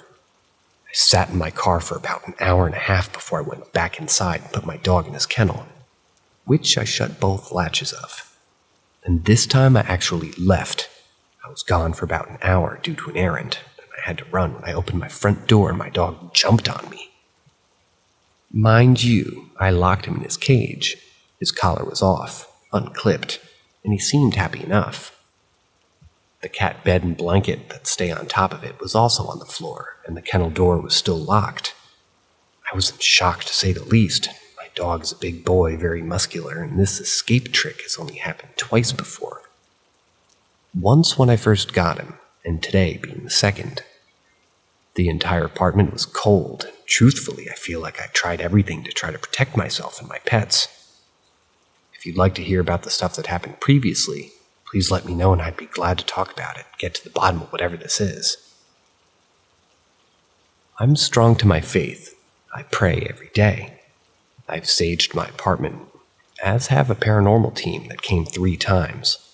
But nothing seems to be helping. But even with all this, plus the previous stuff that I've yet to post about on this page, I have to say, my bedroom is the absolute scariest place to be in my very small apartment. If anyone can offer advice or anything, please help.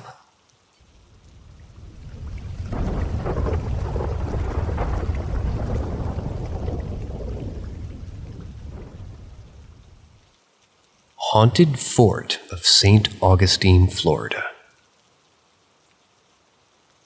I, a 25-year-old female, grew up for about 9 years in Florida for the first part of my life, living in St. Augustine in the Jacksonville area.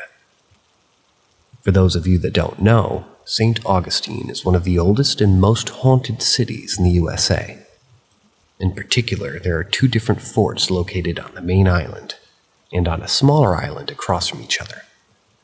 I cannot fully recall the history of the 2 forts, but they would fight on a daily basis, with the mainland firing cannons at the island fort and so forth. I was about maybe 6 or 9 years of age when this happened. My parents had taken my brother and I on a day trip to tour the fort of the mainland. This fort was also a popular spot for ghost tours, telling stories about the prisoners kept underneath the fort, and how they would be brought to the outside walls to be executed and burned in a stone oven as well. Assuming this all happened during the early settlement of America, with colonists and whatnot. My brain can't recall the history, so don't hate on me. Common ghost appearances would be uniformed soldiers marching around at their stations and the like. The fort never employed real-life actors to dress up or anything, so if you saw a uniformed period-styled person, it was likely a ghost. The day we went to the fort to tour it, it was just like any other with plenty of visitors meandering inside and outside the walls. Since it was relatively small, my parents let my brother and I roam inside on our own. I had gone to the center of the fort and noticed 4 to 5 men in period uniforms on the right staircase hauling a whole cannon up the stairs like it was nothing. Nobody around me seemed to take notice of these men doing this, and I stared in utter disbelief that they suddenly appeared and began to drag a cannon upstairs to the ramparts. Not a minute later, I heard a loud cannon boom and jumped. I went running to my mother to ask her if she heard the cannon as well, to which she replied that she heard nothing. Nobody saw anything or heard any noise except me, in the middle of the day no less.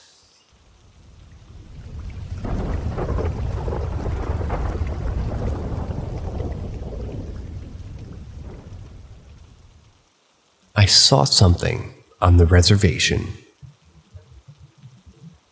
I moved to Texas, but had to fly to Utah to pick up my car. It's February of 2020, and I leave Utah at approximately 6 p.m. with a friend who flew with me. We decided we'd spend the night in Albuquerque, New Mexico, so we could get some sleep, and we'd arrive there around 4 a.m. So we're driving and things are fine. You have to pass through a reservation to get to the main highway for Albuquerque, and something felt off from the second that we entered New Mexico. It's maybe 2 or 3 a.m. at this point, and my friend was fast asleep with her head against the window while I played music loudly. We had to drive slowly as the speed limit was only 35 or 45 miles an hour. As we got further into the reservation, I heard a sharp knock on the roof of my car. It was hard enough to be clearly heard over the music. My friend was startled awake and asked what happened. I shrugged because I didn't want to stop. This might have been intuition, but I'd rather just have rock damage or drive on a flat tire or anything else than stop on that road. It was dark and something just felt wrong. I had really absurdly bright LED headlights on my car, and as such, I could see a few miles ahead where my car was going.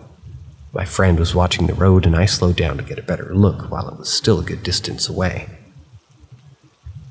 What I saw freaks me out to this day. The best way I could describe it was the body of a human, half contorted downward. The hair and head was upside down, and its arms were like large stalactite-looking things.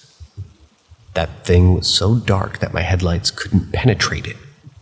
However, it illuminated everything around it. Its face wasn't looking at us originally, but it twisted its head around to look at us. It didn't have facial features, but it looked distorted, like it had a broken jaw or something, and it was almost blurry. I pride myself on my photographic memory, but it was like it didn't want me to see it. At this point, we're no more than 50 to 75 feet away, and I step on it. My friend asks if I saw it, and I nodded my head. I didn't even want to talk if I was being honest. I didn't want to breathe. I was shaking so badly. It felt ominous, evil. I can't even put my explanation into full detail, the fear that I was feeling. It was like it penetrated my bones. It was a primal instinct to run, and run as fast as I could, away from it. I told her not to look back. We don't want it to follow us.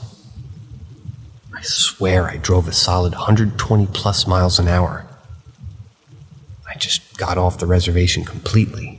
We didn't end up stopping in Albuquerque. I drove all the way to Lubbock instead and spent the night there. My work asked for paranormal stories, and I told this. A coworker mentioned putting it here because she thinks that y'all will like it. I can also attempt drawing it, but I feel like if I do that, I might give it the ability to find me, or even power to do whatever it is that it's doing. So if anybody has any advice on that, let me know. I don't want to encourage it.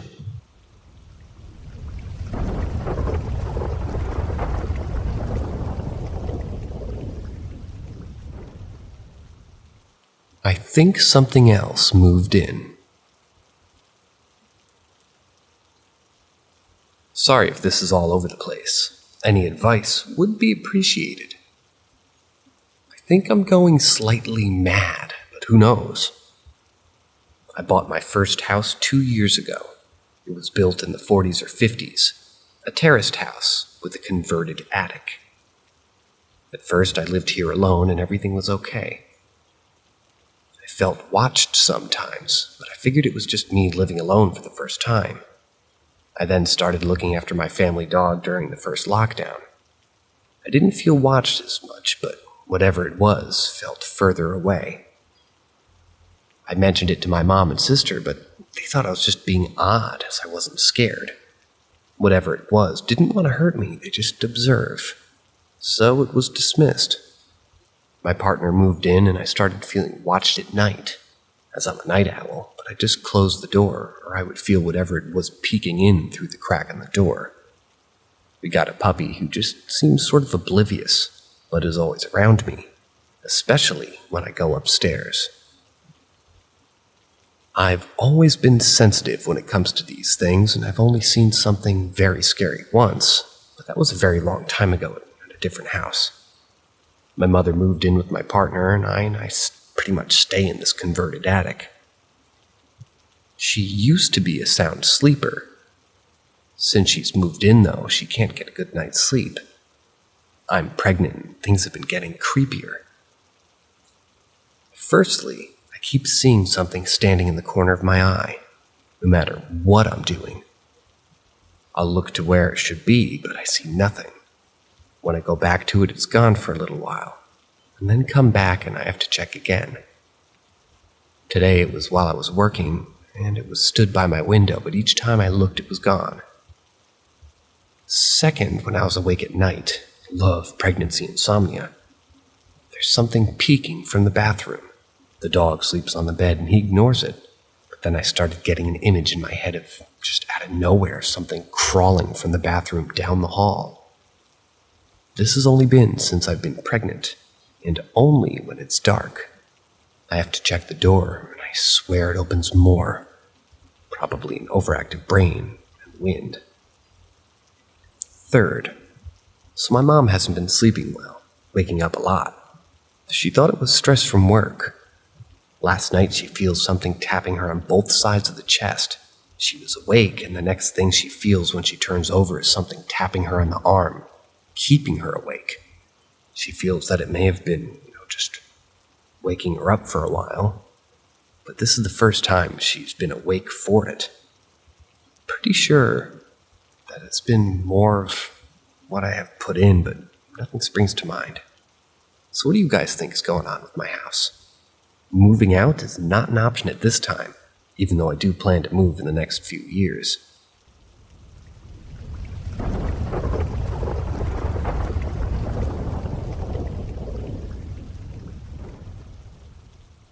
Walking skeletons on top of a train car.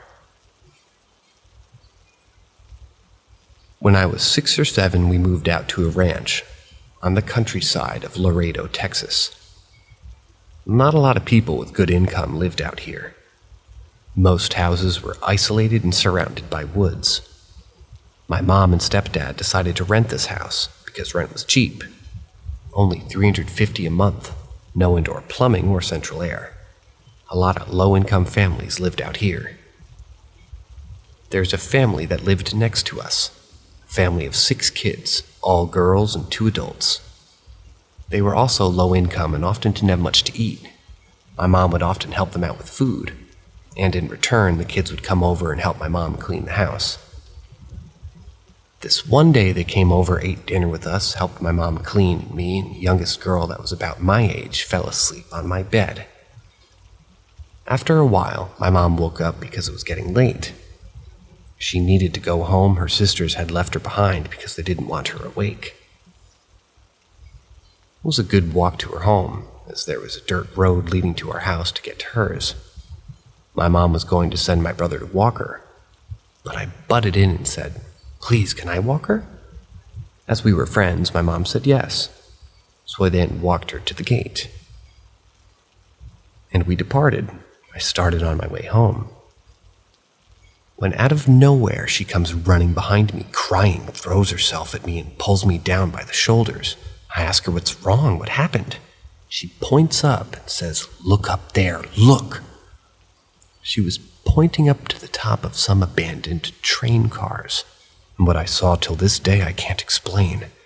There were 3 skeletons walking back and forth. I was like, what?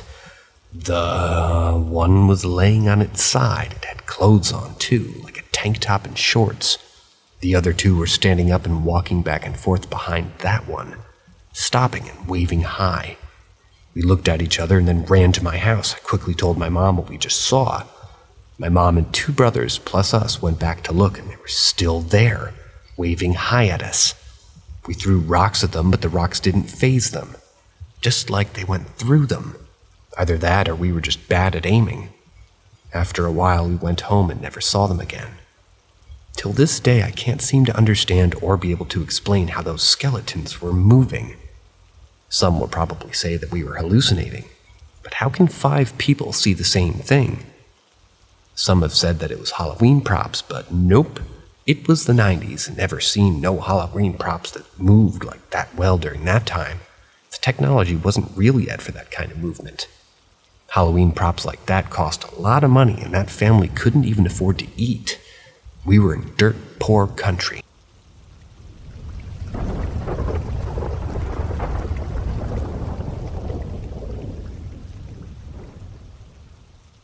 Something I think was a demon, but not entirely sure.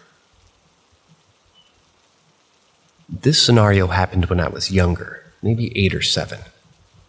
My older brother and I shared a bedroom since we lived in a pretty small apartment at the time, and it was next to a really busy road, so there was always a lot of noise. It was time for us to go to sleep since it was a school night. So I go say goodnight to my older sister and parents and head to bed.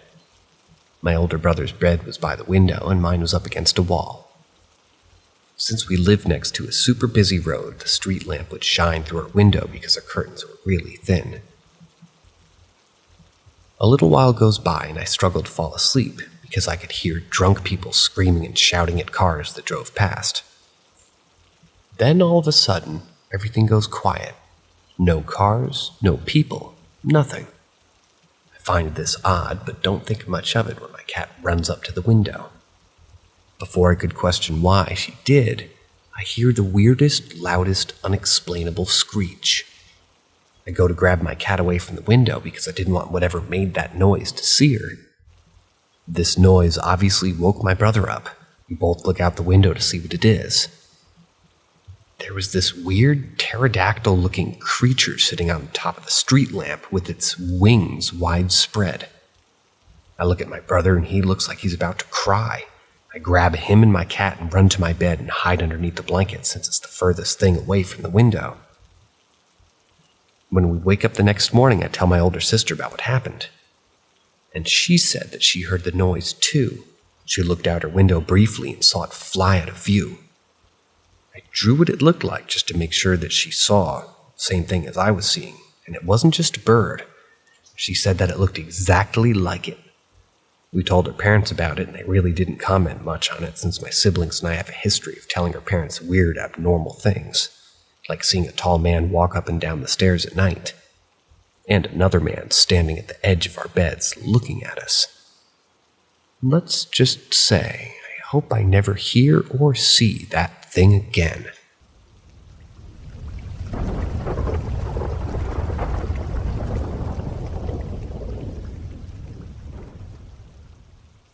Has anyone ever experienced an EVP before? The only reason I believe in ghosts is because I experienced an EVP on an accident once when I was 15 years old. I was recording a one-on-one basketball game with my brother and I in our driveway. I watched the video a couple of times and I realized a little halfway through the video a voice says, "What you doing, Ian?" and then laughs in an inhuman way, a sort of cross between a ghoul and a cartoon character, hard to explain. I remember showing my sister and brother-in-law and they said, "Oh dude, you're done for," and they laughed. My mother, who doesn't believe in ghosts, was trying her hardest not to hear it, and when she finally heard it, she said it did it to trick her. Or rather, I did it to trick her. My friends straight up didn't know how to react. They don't believe in ghosts. Nobody else was home that day, but my mom, me, and my brother. My brother and I were playing basketball, and my mom isn't really one to play tricks or mimic spirits. She's straightforward and religious. There's something very, very unsettling about a spirit saying your actual name. It knows me. It didn't say something generic or random like hello or stay away. It literally said my name. And that has to mean that it's been around for a while. Makes my skin crawl to think something's been watching me without me knowing for who knows how long. Growing up, I never experienced anything paranormal. Why and how would something say my name on a random video like that, broad daylight, unprovoked? Where did it come from?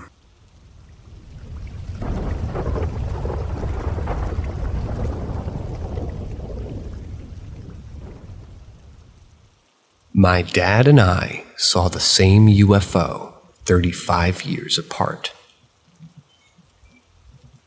I was 10 years old. My brother and I were the last ones off the bus from school every day. We were nearing my house, which is in the Midwest countryside. Lots of cows and trees and fields. Anyways, about a mile away from my house, I look out the window and saw an orange blimp in the sky. Standard American football-sized blimp. In shape. Surprisingly, didn't think anything of it, because a day or so beforehand, me and a bunch of kids at recess saw a blue blimp in the sky. I watched it, thought it was cool to see a blimp this far outside of town, especially near my house. And after a few seconds, the blimp shifted from a football shape to a star. Literally shrunk before my eyes into a tiny, shiny dot that resembled a star in the night sky. Except it wasn't a star. It was just a blimp a second ago. Not even 2 seconds after it shifted, it launched even further into the sky, shot down to its original height, and then shot completely off into space. It was the most bizarre thing I'd ever experienced. I was kind of a quiet kid, but being the last kid on the bus besides my brother, I shouted about it. And when I got off the bus, I ran to my mother to tell her, like a crazy old man yelling at the end of times. My mother said I was crazy, naturally, and I never told my dad because my mom shut me down pretty hard and it killed my mood. Fast forward 22 years later, shortly after I turned 22, my dad and I took a short road trip to go pick up a car that he bought halfway across the state. We talked about it a lot and somehow got on the topic of UFOs. He told me when he was 12 or 13, him and his brothers were playing down by a creek near their house, which, by the way, his old house was only a few miles away from our house, and they saw an orange football-shaped object in the sky. I was absolutely blown away when he said that. My father is skeptical and doesn't believe in this kind of stuff, ever. But when I shared my story, he paused and admitted that it was very, very odd to have seen the exact same thing more than 30 years apart.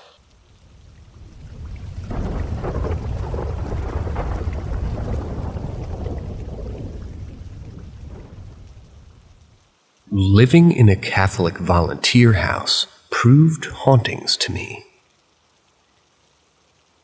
I spent August of 2019 to August of 2020 living in a Catholic volunteer house. While I was religious, I didn't really believe in much of the paranormal outside of cryptids and extraterrestrials. The church was more of a social thing for me, and I was deeply drawn to the ritual of it all. I point this out to make it clear that I was not looking for an experience in this house. It didn't take long living there to start noticing odd things. It started off as the sound of footsteps.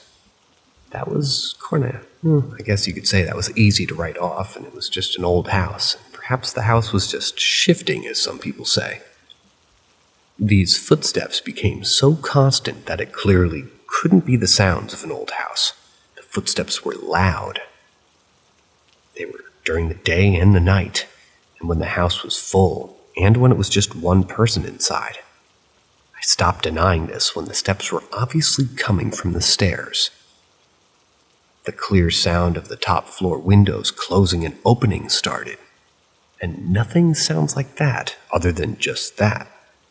The basement door to the outside would open by itself after us knowing for sure that it was closed and locked. Not even a minute before, it's suddenly being opened. It was like these sounds were well thought out. They would lead me to the attic only for me to be immediately hearing rushing steps down the stairs on the floor below me. So often that I would be led into the basement and my attention couldn't shift from the doors. Looking at those doors filled me with an odd dread that would go away the moment I walked away. That was called the coal room.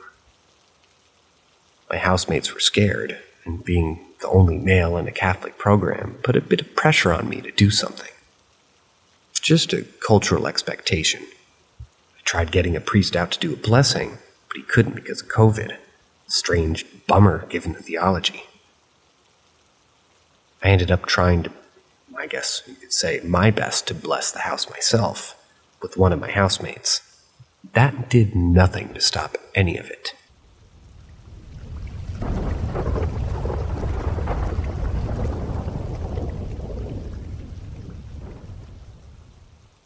Swapped houses from a small apartment to an old house. Weird things started happening. Yesterday when I was going to sleep, I walked up the stairs to my bedroom at about 1 a.m. I live with my parents, so my mom was sleeping in her room, my dad fell asleep on the couch, and my dog was sleeping in my bedroom. When I closed the door, I heard heavy footsteps coming up the stairs, and I have a very creaky staircase, so you can hear when somebody's walking up. I checked and there was no one in there. My mom was still sleeping in a room, my dad still asleep on the couch. So I just moved in from an apartment building to a quite old house a few months ago. Which was at first quite strange to me since the apartment I lived in was small and the family wanted to quickly swap even though they had a bigger house. And they have, I think, 3 children that will have to share one bedroom. But they still really wanted to swap with us. So we did the swap and there wasn't much going on at the beginning. Things began starting to be a bit weird after about 3 months. At first, I started only hearing some weird sounds, like footsteps coming from upstairs. Didn't really pay much attention to that. After some time, occasionally doors in the house, mostly to my bedroom, started opening by themselves. One time on Halloween night, the doors to my room busted open like somebody kicked them in. I then started waking up sometimes at about 3 at night by my dog. And he sleeps in my room every night, barking and growling at nothing in the room. This happened a lot, not every night, but maybe a few times a month. I started hearing heavy things being dropped in my bedroom from time to time, but when I went to check, I could never find anything that might have fallen, although sometimes I can see things falling on their own. One night, a cabinet opened itself and a jar dropped from it. I remember a few days ago I woke up in the morning to get ready for college and my dad's guitar started playing by itself. Wasn't any song, just like something was hitting random strings. After that, the guitar just fell. The guitar was standing there for about a month without anyone ever touching it. A few nights ago, I remember I woke up at around 3 a.m. to see my dog again growling at nothing in my room, when suddenly the door opened by himself. The dog walked out of my room, through that door, and started barking at something at the bottom of the stairs. I told her to go back in, close the door, but she did not stop growling. This might also sound a bit weird, but sometimes you can feel like something's staring at you when you walk up the stairs. I've also got an Alexa, and sometimes when nobody says anything, she would randomly go, "Sorry, didn't quite catch that." Or she would start saying random Wikipedia articles when no one was even talking to her. I have an EMF, so I tried to leave it on my shelf and record through the night with a night vision camera, but I didn't manage to capture anything. One night I did record something that looked like an orb, but I thought it was just a bug. As I said, I don't know if I'm overreacting or maybe it's just a thought that I might ask for some help.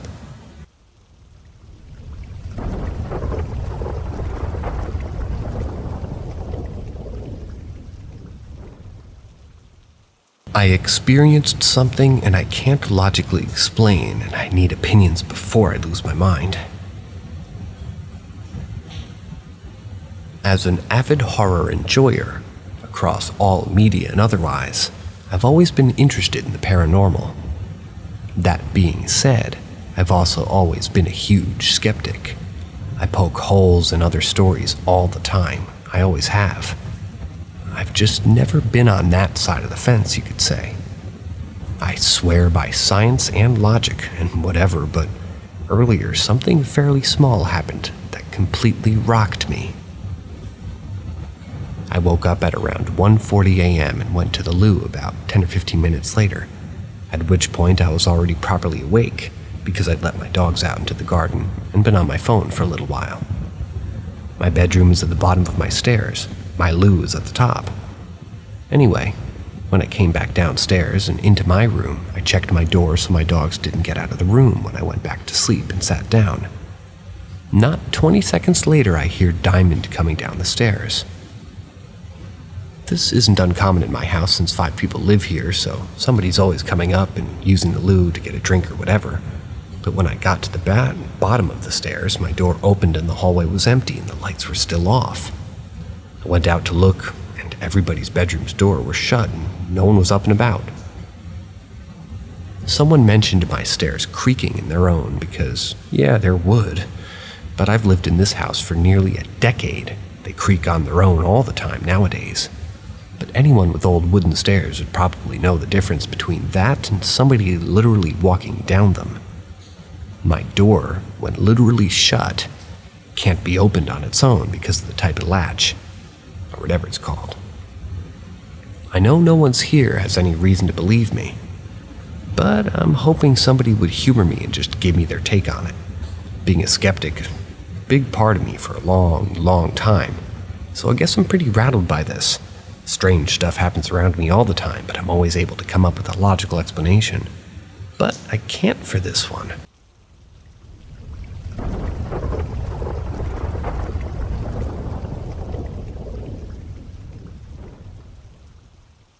Strange 911 call. I'm a male in my 20s and I do medical work from home. Therefore, my internet is a need for my job. After phone issues, I never reconnected my number since what I need is for Wi-Fi anyways, and I rarely travel, so I figured it doesn't pay financially when there's access to most needs. Anyways, all morning long, my programs were running slowly and things weren't responding. While currently living with my grandmother, as I'm working, I kinda hear when family call her to check in on her. My uncle normally calls earlier than normal on this day and claims that he called her multiple times before while no calls came through. Around 1:50 p.m., everything crashed completely. No phone nor internet was available. I tried to restart the router multiple times, completely shutting off and checking wires. Previous DSL wires were spliced and managed to be fixed, but after all, still no phone or internet, no service on my cell phone, so all means of communication were down. You got the rundown, so this is where things get odd. 2:50 p.m., a state trooper shows up at my door claiming they received a 911 call from our landline number. Confused, I asked her what time she received the call, and she replied 15 minutes before she showed up at the door. My grandmother does have a life alert for when I'm not there, so I informed her of it. She did restate that the call did come from the landline number, also confirming the last few digits. She asked to come in and we sort of talked some more. She made conversation with my grandmother and I went to go grab the house phone. I seen the screen still displaying check telephone line stating that it was still down. I went back to her saying that we couldn't possibly make the call while giving her the phone. She picked up and it was dead air, no sound. 11 p.m. as I'm writing this and still no connection. I told her about the situation this morning and that's when she received the call. It was within the time frame of not being able to receive connection. Her face said it all. I still have no clue what happened and I'm trying to wrap my brain around it. We have internet back but still no phone. Internet came back about 15 minutes after the trooper headed out. I've dealt with paranormal events my entire life and even more. Recently, I found a familiar painting known as the Crying Boy in an antique shop near me, and I have photos of it. TCB is known as a cursed painting. Not sure if there's any relevance of having these photos of it on my phone or not, but maybe this is just another paranormal experience to add to the list. After all, the trooper did mention my deceased grandfather's name, who I've had another very visual experience with after missing him some night.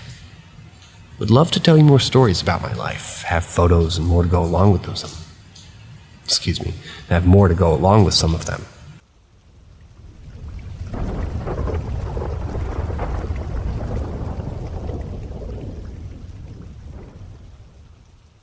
Never went back in the woods alone after this. This story happened 3 years ago when I was 15 in my village. I don't tell this story much because people tend to think that I'm making it up, but I've been thinking of it quite a lot this week. I want people to know. My village is located in a rural area that's protected by the government because it's been considered a natural paradise for the last 30 years. This means that exploration in this area is quite difficult nowadays, since it is forbidden to cut trees, which means that it is a huge forest. I was spending my summer there, and my favorite thing was going hiking. Although I had never gone alone into the woods, just roads with people, my grandma had told me that cleaning services had opened and rehabilitated a path that had been covered in bushes and trees for the last 30 years because of a race that was being prepared, like runners and stuff. Usually I'd go to the nearest town about an hour away by foot, but the only way I knew was the road. On my way back from seeing friends there, I took a new path that my granny said was safe, alone. Mistake, by the way. The first part of the path was the easiest. Just too many obstacles and landslides, but it was nothing compared to the rest. The second part was a hill full of rocks that was the hardest thing to go up. Literally had to climb on 4 legs like a dog. When I got to the top, I looked around and found some animal bones. I didn't pay much attention to it since the area is known for its big population of wolves and bears that go out at night. I continued my way faster than before, and this part was plain floor, where the woods really begin. So it was a relief until I got to a dead end. Some huge trees had fallen exactly on a row on the path, and it was impossible to cross them. This seems really off to me because there were no other fallen trees. The weirdest part? Aside those trees there was a little barn. Yeah, a barn in the middle of the woods.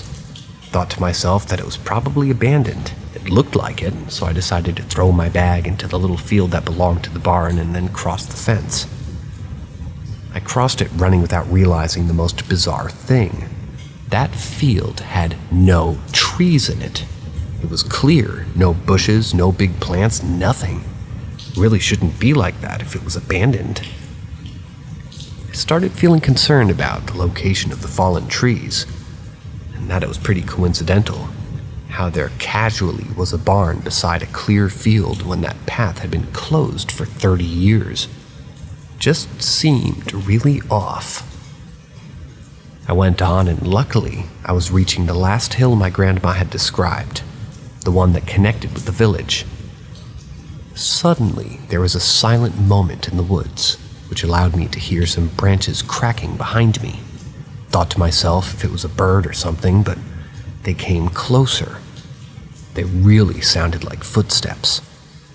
After trying to convince myself it was probably an animal, I was so afraid I couldn't look back, I started walking faster. Guess what? So did the footsteps. I just started running after noticing that, and so did the footsteps again. I was running for my life at this point. Suddenly I started hearing incredibly loud grunts. Everything was going really fast. Luckily, I got to my village in a minute or so after that. I got into the patio of the first house, and I found just closed the door. It was a relative's house, so no need to call the police. I stayed there for 10 minutes until I got my breath back, and then came back home. I get the chills just from remembering the place. not having signal in the middle of nowhere, and the grunts made me think that there was something following me, since the barn and the trees were just a distraction to slow me down. Never went into the woods alone after that, you could say.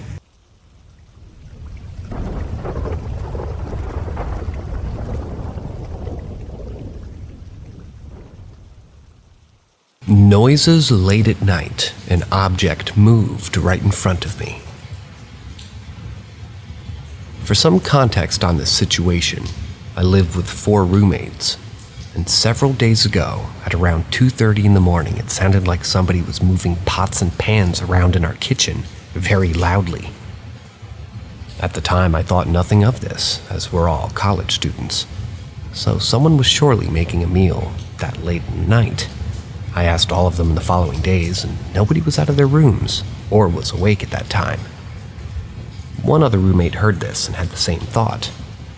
After this, we searched the whole house and even checked in our attic to see if someone was living there. No one was up there. Nothing's really occurred since, besides the gaping hole where one of my roommates fell through the ceiling. He's okay, and it was hilarious, by the way. That's weird. Until I had a very strange occurrence earlier in the day. I'm still pretty creeped out, as this happened a little less than an hour ago. I was sitting at my desk just doing some work, and I'd been there for a couple of hours not doing much. Just in the flow of work and in my own little world. I have a journal with a pen resting next to it that's been stationary for hours. I noticed the pen start to move slightly, and move back to its original position. I think nothing of it, but once I take my eyes off the pen and back to the monitor, it rolls to the middle of my desk and stops in the middle of my mouse pad. This may be a tiny thing that I chalked up to me doing something that caused it to move. I was looking for a song on my TV, and it was completely motionless when this occurred. I proceed to stare at this pen for a minute or two, and I say out loud, "Roll back, please." I was hoping for something, but unfortunately nothing occurred. I put the pen back in its original spot and started messing with it, seeing what caused it to move and if maybe something minor could have caused it. I can confidently say that it took some energy to get this pen rolling from my side of the journal. This was not a gust of wind that caused this, and was not caused by a banging on the desk or any other type of motion in the room. There was none. The other very concerning thing about this is that the pen continued to roll down the entirety of my mousepad until it hit my keyboard, unlike what it did when the first time it moved, where it stopped in the middle of my desk. I've tried rolling this pen repeatedly for the past hour and a half and can't recreate it without stopping the pen myself. I know this is pretty minor compared to other people's experience here, but it was enough for me to sage my house and hope for the best.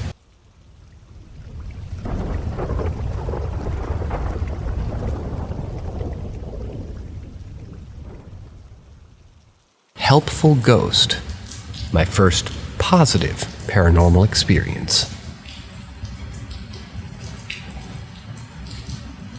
So this just happened today, so it's super fresh. A little long also, by the way. A little background. I've had paranormal experiences before that were super scary. It always occurred when I'm half asleep or even dead asleep at 3 a.m. I've heard whispers in another language, and the next day having the worst day of my life. Maybe I'll tell the bad experiences in another post. So I learned in the past few years that these things are real, first-hand experience. Coming to today, I moved to a new country, and ever since I moved to this home, I'm getting weird dreams every day. I don't usually dream much, and I know it's this home only because last week I was on vacation in another place and had 0 dreams. But it never felt evil here, it just felt weird. So today I had a major interview which I was preparing for about a week. I had to put an alarm on, and I'm the type of person who needs a single alarm to wake up. My interview was at 11 a.m. Alarm was at 9 a.m. I snoozed, unfortunately, but once I did that, I was still remembering my preparation and answers for the interview while resting my eyes, and I was half asleep. This is when I feel a distinct someone poking my shoulder from behind to wake me up. Twice. It was like poke, 2-second gap, poke. My eyes immediately open and I see that I'm lying facing my husband, so the wall is behind me. I can still feel a little pressure on where it poked, and I start praying because at first I thought it's another bad entity like the last couple of times.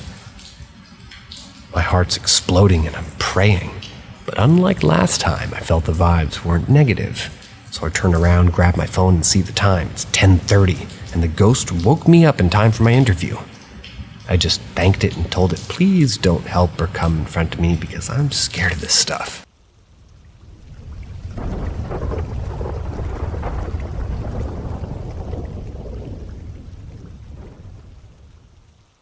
I spoke to a spirit on the phone.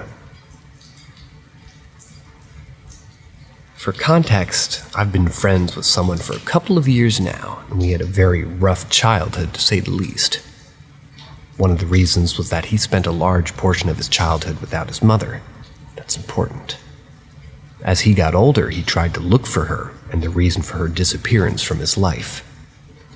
I promised to help him look for his mom, and I did try, but my research was pretty much fruitless until 2 weeks ago. He lives in a different country, so we can't physically meet yet. We went from texting almost every day to not texting for weeks at a time. So naturally, I was concerned. I hit up another friend of mine who reads tarot cards and asked her to tap into his energy for me to check if he was doing okay. Things were normal until she told me that she kept hearing a woman crying and saying, "Sorry." And, "Mommy did not abandon you," in Korean. The guy is ethnically Korean. Immediately after...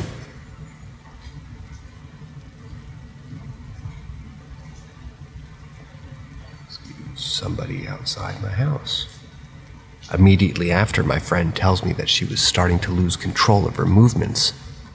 And all of a sudden I hear what sounded like completely different women crying and talking to me completely in Korean on the other line.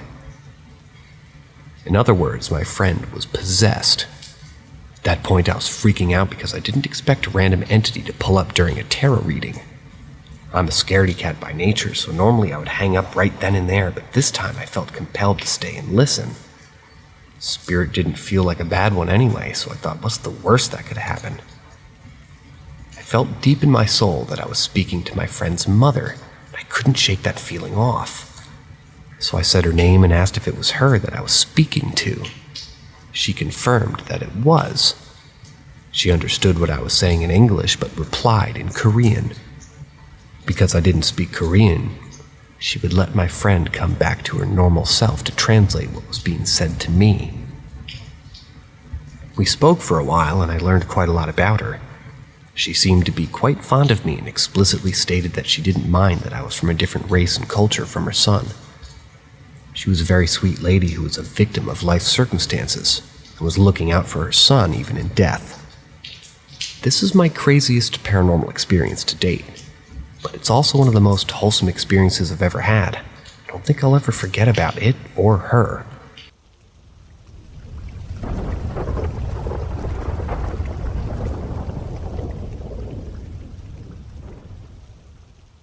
The girl haunting the apartment. This all started when I was 12. It was around late 2012. We met the girl. Let's call her Sarah, and her boyfriend at the time through my cousin and a bunch of his friends. Sarah was a really kind-hearted person, almost too pure for the world. She was black, although lighter-skinned in complexion, had short, natural red hair and freckles. She was also very heavy in weight.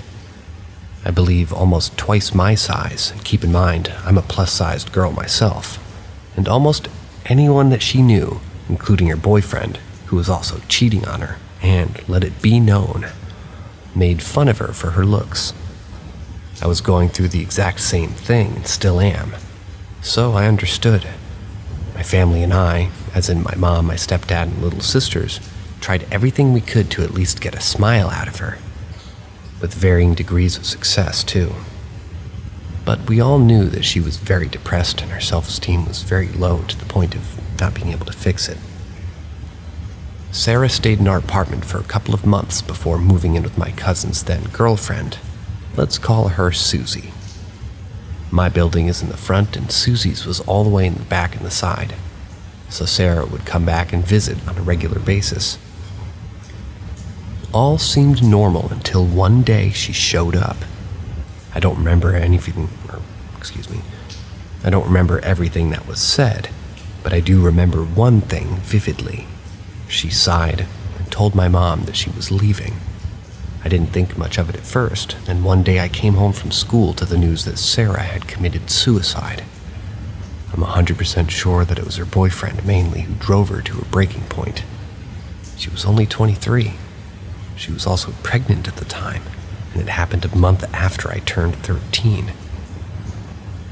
Susie moved out of the apartment complex very soon after that happened. If you don't already know, when you commit suicide or die a violent death or unexpected death, your soul tends to remain trapped here on Earth for various reasons. The experience I'm about to explain in a minute made me believe in that even more strongly. So in other words, she's stuck in the apartment in which she died and haunts it.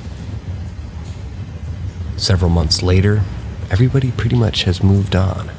I made the dumb move of taking a shortcut through that particular building. When I walked past the apartment door, I started catching a smell that I very much associated with Sarah. I thought it was my mind playing tricks on me at first, but the smell was so strong that I started feeling dizzy. I felt like I was being watched, and I started hearing heavy, lazy footsteps. The hairs on my neck and arms were standing at attention. Something urged me to turn around, and that's when I realized it wasn't my imagination at all. I saw a huge, shadowy figure at first.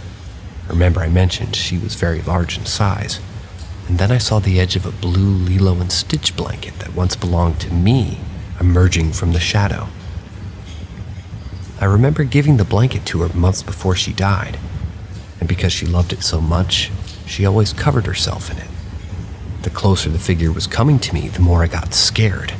The sadder the atmosphere was, and the heavier the air was too. I booked it the hell out of the building and was pretty amazed at how fast I got home. To this day, I get chills and the feeling of being watched when I walk past that building. I never saw her physically again, but I still try to avoid that building when I can. As for her boyfriend, I rarely hear from him now. Maybe he settled down with another woman, and he's now laying low. Maybe he moved.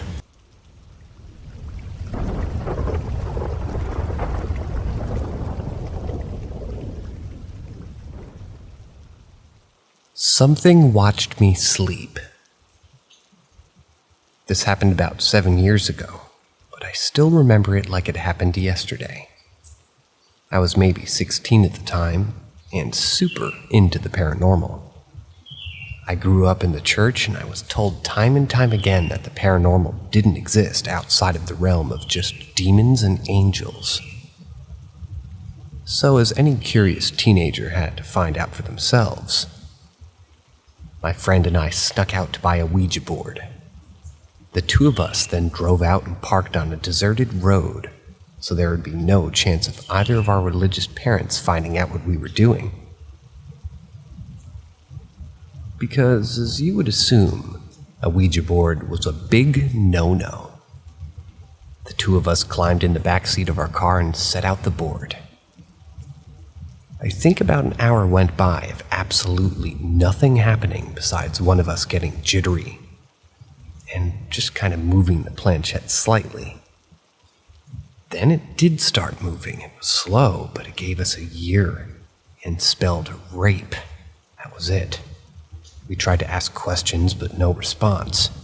We said goodbye and drove to a grocery store and threw the board away. I looked up the year and the sexual assault cases in our area and had fortunately found one. The case happened in the late 1970s, so I couldn't find much information. But I was definitely unsettled and overwhelmingly confused on why this was communicated with us. Went home that night, felt super anxious, and I had a hard time falling asleep, but nothing happened. Nothing did happen for 3 weeks following that night. Before I get into what occurred, I need to describe my bedroom at the time. When you come in the door to my room, there's a closet on the left, and then my bed is a few feet away, tucked into the corner of the wall. Straight ahead is a big window, and to the right is a desk and a dresser. On the left wall, starting at the door and going around to my bed, there is a line of posters and records, with a bulletin board right above the head of my bed. The right side wall is covered with even more. So anyway, I come home from school and I go about my business. That night I go to bed still feeling uneasy, but fell asleep rather quickly. When I wake up in the morning and roll over, I feel multiple sharp stabs on my side. I sit up and see that the bulletin board had fallen down right next to my head, and the tacks were all over my bed and stabbing into me. I look around my room and I felt chills. The posters and records from the doorway to my bed on the left had all fallen off. The ones on the other wall were all still up, but not even crooked. I checked around the rest of the house, especially rooms sharing that wall. Nothing else had been displaced in the slightest.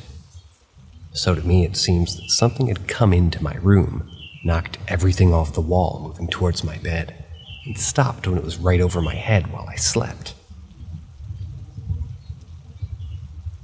The rain is one thing, but Mr. Bird over there.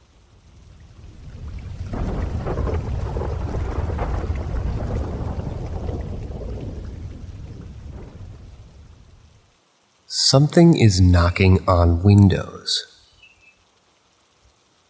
Some background on the first incident. My dad, a 55-year-old male, and I, a 23-year-old female, went on a trip across country to move me to a new state. One of the stops on the way would be my dad's uncle's, a 73-year-old male. We'll call him Mark. We went to his cabin. The cabin is situated in rural Illinois, about 55 minutes from the nearest town. There's no street markings whatsoever, and the nearest neighbor is a good 6 miles away. Mark is a farmer by trade, so his cabin is surrounded at least 200 acres of farmland, right in the middle of Shawnee National Forest. On two sides of the cabin there's woodland so thick you couldn't walk throughout, and on the other two sides there's fields of crops. Now the cabin itself is 3 stories. The basement just houses a small garage and a laundry room. The middle floor is the largest, having Mark's bedroom, the kitchen, the living dining room, and a bathroom. The top floor is just a landing, and 2 bedrooms that connect through a shared bathroom. My dad and I each got one of the bedrooms. The middle floor has a raised deck on 3 sides that are full of windows and has a massive sliding glass door. And you guessed it, when it's nighttime out, there's absolutely nothing to subset the darkness. You can't see a single thing out of the windows no matter how hard you try. Now let's move on to the creepy part. The first night we stayed there, I was sitting on my dad's bed chatting. He had his window open to ventilate the room, and you could hear lots of movement from outside on the ground level. Of course, we couldn't see anything. We could only hear trees swaying, branches and dry grass crunching by something walking on it. Don't worry, we assumed it was deer, as there's many in the area, and went to bed without any issues. The next day comes and goes after my dad and I spent it exploring the area on a UAV. The next night after Mark goes to bed, my dad and I were sitting in the living room watching an old movie on TV. This was around 9 p.m., and I remember getting this distinctly anxious feeling while sitting there with my dad. I routinely looked through some of the windows that were surrounding it, but as you guessed, I could see nothing but black. Around 10:30, my dad and I go to our appointed bedrooms, and he quickly falls asleep. I messed around on my phone till around 1:30. At this point, I shut my door, to the point where only a sliver of light is getting into my room and I could barely see out into the dim landing. I plugged my phone into the charger, hop into bed, ready to go to sleep. Around 20 to 30 minutes go by of me trying to fall asleep, and that's when I hear it clear as day.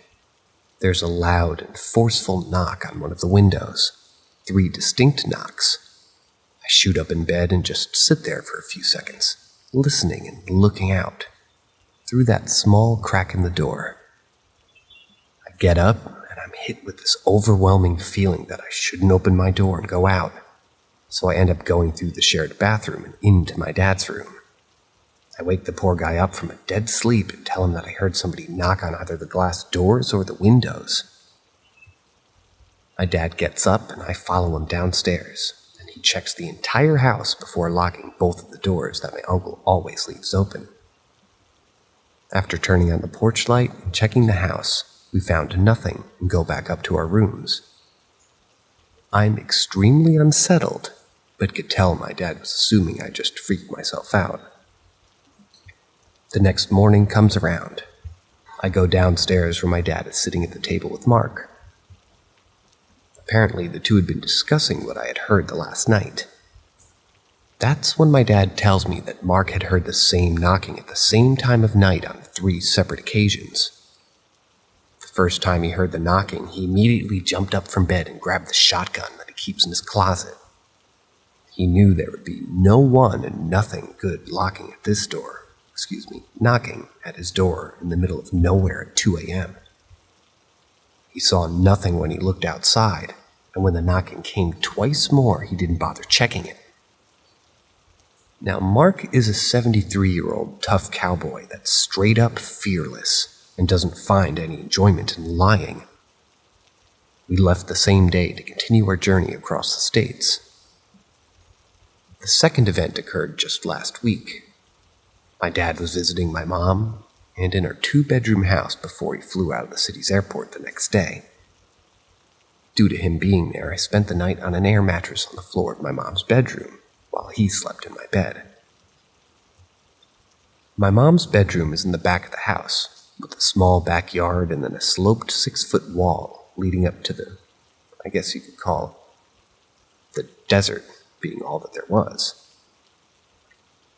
Around 5 a.m., I'm jolted away, and this is some extremely loud knock on my mom's bedroom window. I sit up and just stared at the curtain-covered window. My mom had already been awake, early riser, and had her earphones in watching something. She yanked them out and asked me if I'd heard it as well. The two of us just sit in silence. She tells me that if she opens the curtains, she just knows that something's going to be staring back at her. I go and wake up my dad, poor dad, tell him that the two of us heard something at my mom's window. He goes outside and finds nothing, but reports that he had heard the dogs barking off and on for a little over an hour. Strange. My mom and I heard no barking whatsoever. The sun comes and goes, and nothing else happens the next night, or any night since then.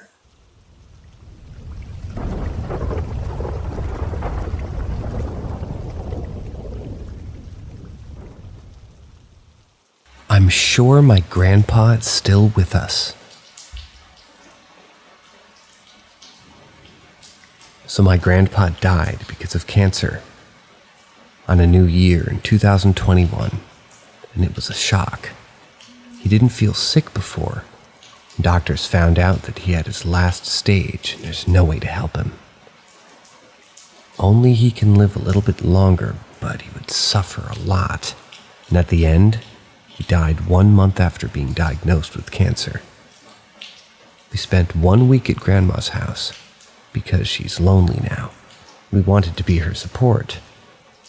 And the day after my grandpa died, my dad was sleeping on the couch and he woke up because someone was walking next to him.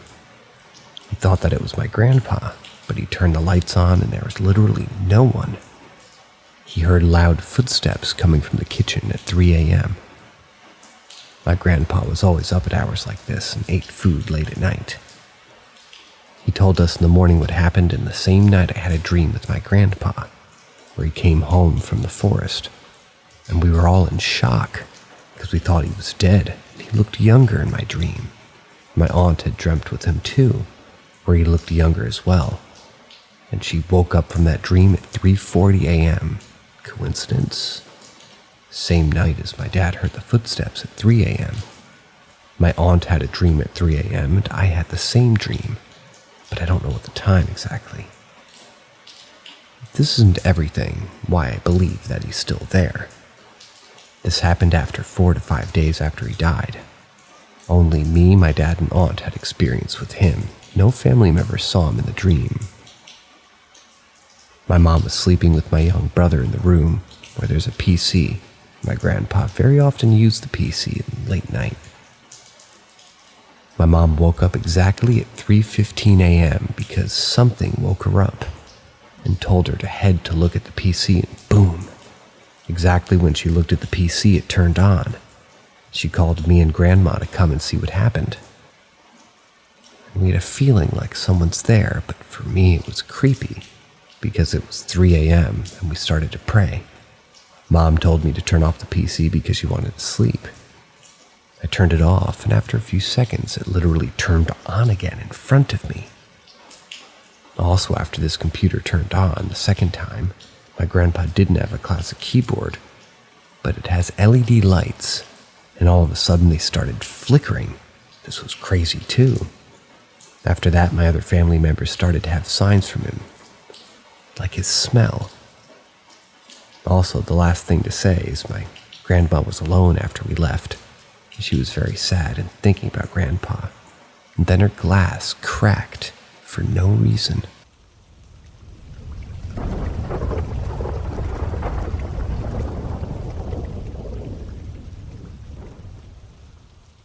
A couple of my encounters. Encounter 2. My room at the time was decently big. I'd say about 14 by 10 feet across. So I was going to bed and I had dropped some stuff from a snack run in a plastic bag against one side of my room, opposite my bed. And I was sleepy, so I decided to go to bed. One important thing to note is that I only had one previous paranormal thing happen in the house, and it was almost 7 years prior to this. And it was voices from the main floor which I heard from the basement. Back to what happened. So I'm passing out, and about what feels like 2 to 3 hours after falling asleep, I didn't check the clock, I hear that plastic bag moving. I thought maybe one of my family members was getting into my snacks, so I was about to roll over and scold them. But right before I do, I hear the most blood-curdling growl in my ear, like a cross between a bear and a big dog, and it was close enough that I could feel the humidity off its breath. Nobody in my family could make a sound like that, nor would anyone do that to one another. Anyway, I'm on my side and I'm still paralyzed, but the weirdest part, right after I hear the growl, the bag continues moving, as though somebody's rifling through it. This continues for probably 10 or so minutes, felt like hours, till I pass out again. Honestly, I was so terrified from a long day I crashed hard. I worked construction back then. The following morning I wake up to not only see the bag moved about 4 to 5 feet, but its contents moved around in the bag. I've got a very good memory, especially when it comes to judging environments. Needless to say, I just about jumped out of my skin. 10 years later, I still remember what it sounded like. The fear of being so powerless, so resigned to the fate. Guess I'll die comes to mind. Now, since that happened, I feel like my body sleeps with one eye open. This kind of feeling of fear was not something I've ever felt before or since then. It does help that I'm a bigger dude, about 6'1", about 190 pounds back then. But to feel so overpowered really cuts at the core of your being. Now, this was the only encounter that truly scared me. Encounter 3. I was doing laundry and the lights flick off. I look over and see a hand, and the top of what I thought was my dad's head. Our family dynamic is a little bit of roughhousing with the parentals when I was growing up, so I was running over to pester my dad. Well, to my shock, nobody was there, I searched that basement low and high. Nobody but me. I bolted upstairs after and I got my dad. We cleared the basement a second time. This time I was armed with a knife. Like that would do anything, but nothing again. Encounter 4. Laundry again, but this time I had my laundry next to the switch, and I was putting hangers on them, folding, etc. And suddenly I feel a breathy whisper on my right ear. I flip around, and there's an older gentleman with a striped red and white shirt, horizontal stripe with jeans about 4 feet away from me. I glanced at him long enough to know that it wasn't somebody that I knew. I booked it. Thinking back on it, he looked so neutral, almost confused. Anyways, my dad again, and did a full clear again. Nothing. It's also important to point out that there is no way to get in or out of the basement without the whole house knowing, as the stairs are super loud and the basement windows all have bars which are locked. Also, there's no way that he would have been able to get behind me, as I was just working there. Also, the space between me and the entrance would have led to him bumping into me, as it's only about half a foot due to laundry baskets and clothing piled there.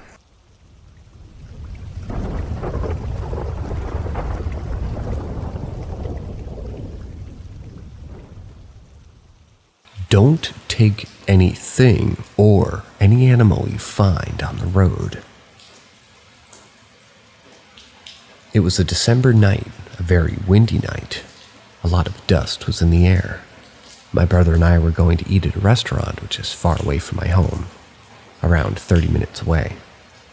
We don't eat outside, but for that day it was special because we cropped corns out of the fields all that day and we were tired.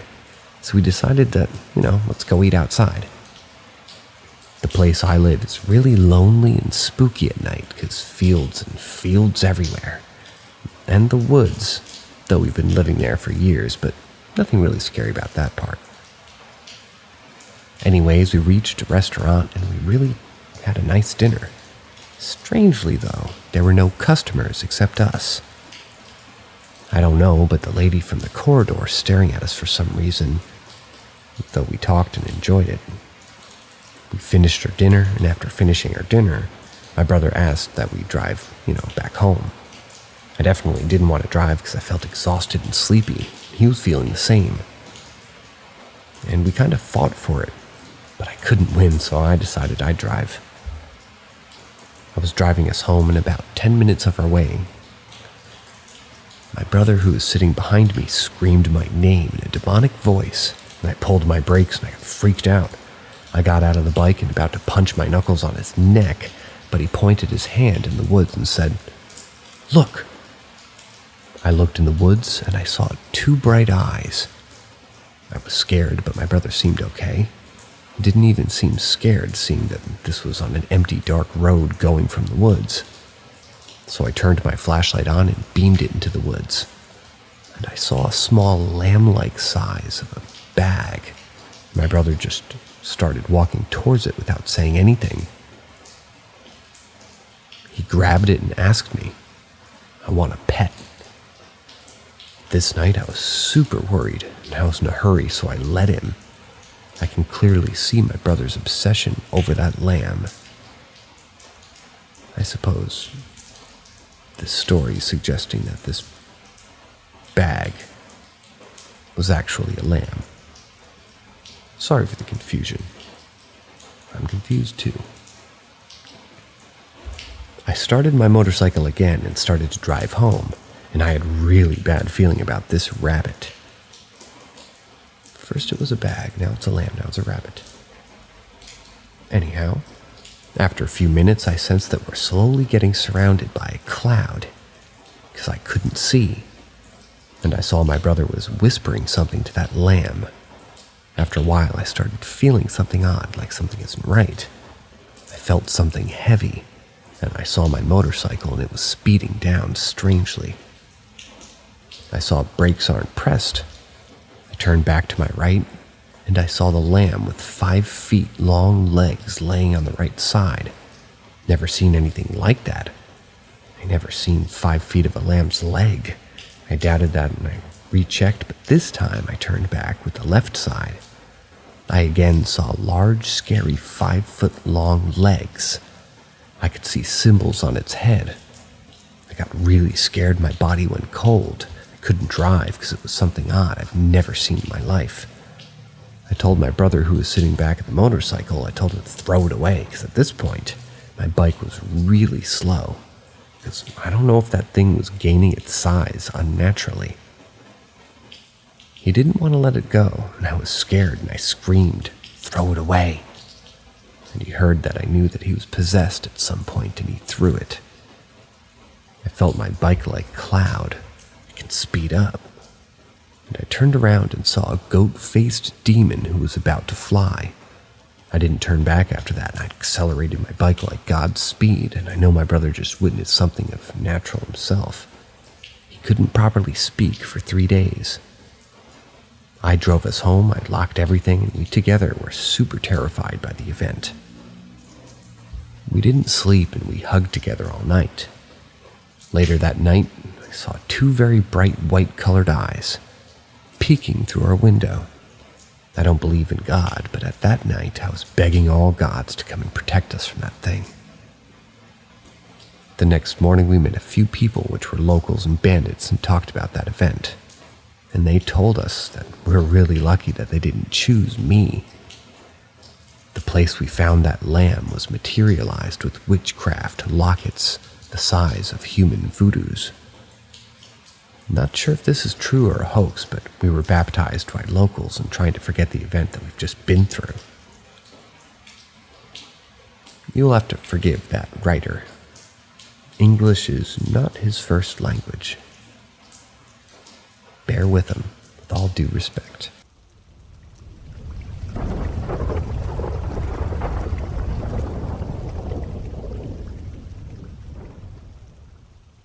How I found out that the ghost in my house hated the name that I gave him. I've lived in this house since I was 8. I'm 19 now, and I always knew there was something off about this place. From the cold spots randomly appearing in my upstairs, to the slightest movement of anything hanging around my house, I always figured there was a ghost here. I eventually started calling this ghost Patrick, a namesake given after a dickhead I knew in my high school.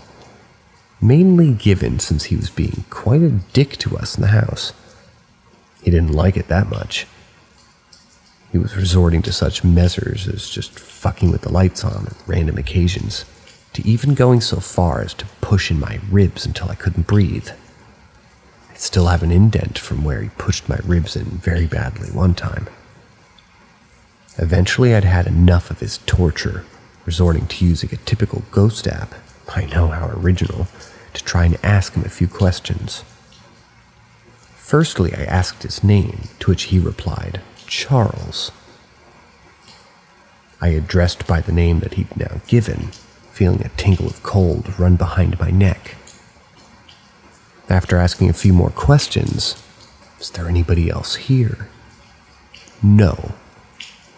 Where did you come from? King, Mass, London. How did you die? He didn't answer that one. I eventually went to turn in for the night. I jokingly said good night to Charles, to which the app said, bye. I had a few nightmares that night, so I kept waking up and going back to sleep constantly.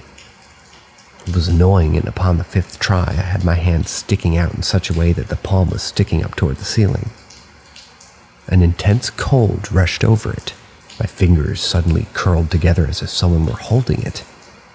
And that's when I realized as I was drifting off that Charles was holding my hand. Probably seeing how I was having such a shit time sleeping in an attempt to help me. And you know what? It actually did help. I went back to sleep without any problems after that. Waking up the next morning only to find that he must have left at some point since there was no longer cold.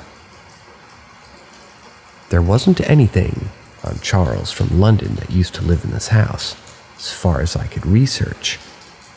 I don't know if that's truly his real name, but for whatever reason, ever since it started calling him that, he's left me in the house alone, only appearing when I call for him.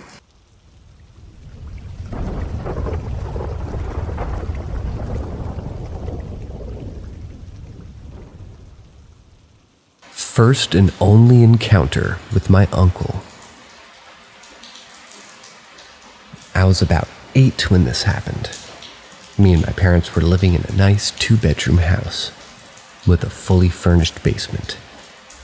My dad would be down there often, which is why one day I went down there. One of the lights was on so I could see half of the basement, but my dad wasn't there. But there was another man though, and I remember him clearly, balding, round glasses, soft face. I'd never seen him before, but I was afraid of him. He didn't speak at all. He just stood in front of me, looking at me. It was a weird feeling, but I made my way back up the stairs and didn't tell anyone for a few years. I told my grandmother for the first time, explained that the man and how he was just standing there. She was more surprised than I thought she would be, considering that I assumed it was just my imagination. She asked me to describe him. She got even more surprised when I did, but not entirely scared. She told me that I described perfectly my uncle, a man who I'd never seen, even in a picture. He was my grandfather's brother, making him technically my grand-uncle, who died when my dad was about 13, meaning that I had never had the chance to meet him since I was over 10 years yet to come. My grandmother thinks that my uncle just wanted to meet me, since he never got a chance to while he was still alive. Another thing I remember is my dad always talking to himself while he was in the basement, a habit that he still has, and that I picked up on heavily. I wonder if my dad ever saw or spoke to his uncle down there while he still lived in that house. This was my only encounter with my uncle or a ghost in general. I have another ghost story that comes from my grandmother that I might post here eventually.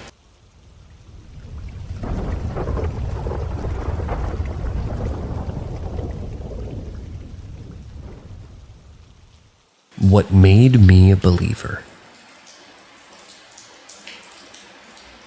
My family believes in the paranormal. Growing up, they would tell me stories about past experiences in the family.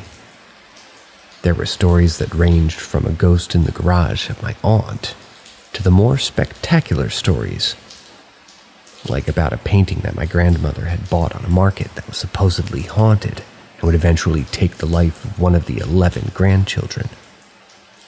All are great stories worthy of their own post, but I always took their stories with a grain of salt. I was always very interested to hear them, but I never truly believed them completely.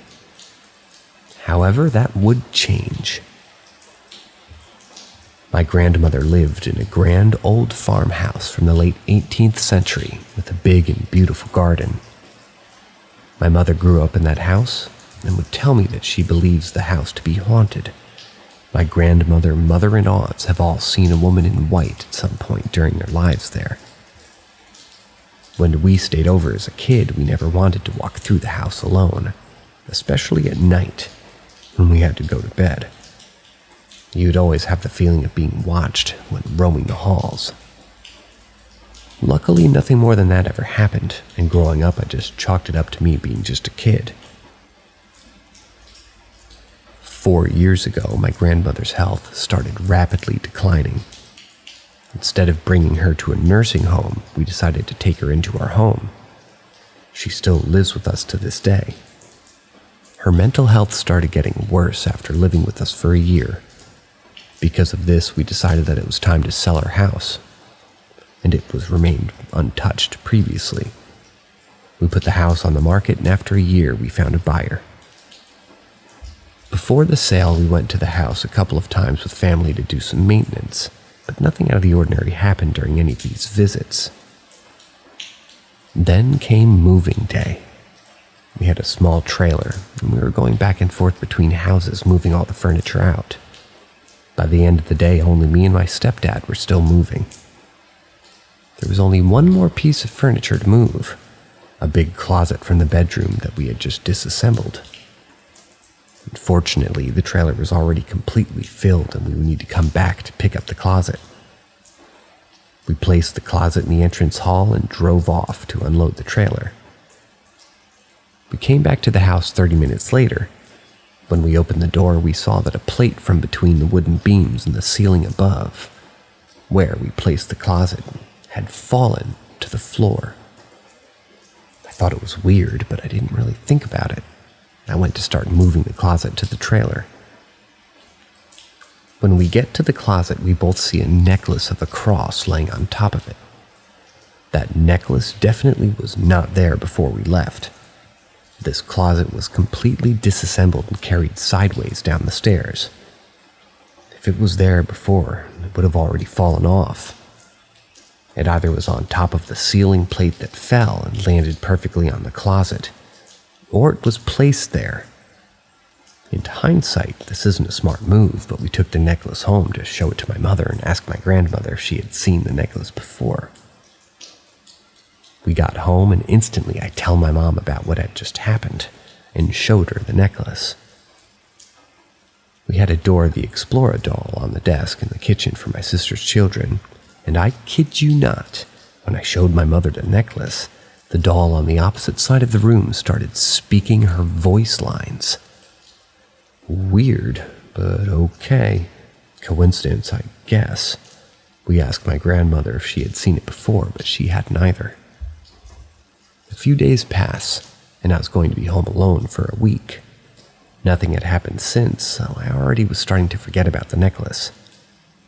Everything was fine for the first 2 days. On the third day, I decided that I was going to take advantage of being home alone for a week. I put on a movie, rolled up a joint, and lit it inside my room. The moment that I exhale the first puff of smoke, I hear the loudest bang that I've ever heard knock on my door. I immediately freeze up in terror, knowing that I'm home alone and that we have just kept this creepy necklace that we found at my grandmother's house. Time goes by. After about 30 minutes, I start to relax again, but hadn't yet tried to smoke. Again, that is. And I continued watching the movie. When a scene made me do a small laugh, and the second that I made this sound, another loud bang knocked on my door. It sounded like someone punched the door with all their power. I froze up again, and after about a minute I mustered up the courage and decided to see what would have caused it. I opened the door but saw nothing. Inspected the door but couldn't find anything. For the rest of the week I felt watched when I walked inside the hall. I could feel where it was watching me from, but I never actually saw something. When my mother got home, I told her everything and demanded that the cross would be thrown away. I tried to show her how loud the bang on the door is by punching it with full force, but shockingly, I never managed to get a bang as loud as the ones I'd heard that day, even though I'm a pretty strong guy. She agreed to throw away the cross, and she got rid of it. I believe that the ghost from my grandmother's house was attached to that cross, and that it followed us when we took that necklace home. Ever since then, I became a complete believer that there's something more to life than what we can see. There's one thing you can learn from the stories. Don't take a creepy necklace home. Don't have to tell me.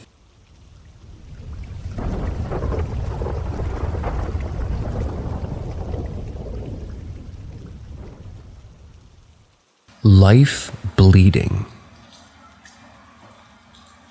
I'm what I consider to be a very regular man in my early 30s. I have a stable job, I'm in a solid and happy relationship, and I enjoy traveling, eating out, gaming, hiking, and culture. But my entire life I've experienced something which I've called life bleeding. I've really struggled to find anything similar online, so I decided to put the sensation out into the open world to see if anybody else has experienced something similar. It's a very broad yet subtle sense of memory and emotion, so apologize in advance if there's not much to go off of here. Every now and then, It could be minutes apart, weeks, months, or maybe even years. I get this sensation out of nowhere that I'm living another life. This life could be happening parallel to mine or in the past, but I've never had the sensation of anything happening in the future. It's also never the same life. At least never the same life that I'm feeling when it happens. The feeling itself is super hazy. I'm fully aware and in control of everything, and I'm basically in control of everything that I'm doing in the present as myself. But my mind and memories for a brief moment open up. The most similar sensation I can describe it to is déjà vu, but it's just as I'm experiencing something from a different place, a different perspective, and from a different being. And it's either happening now or has happened in the past. The events themselves are mostly mundane. It could be that somebody driving somewhere, eating a meal, or having a conversation. But I've had on occasion where I've experienced traumas such as bereavements or physical harm.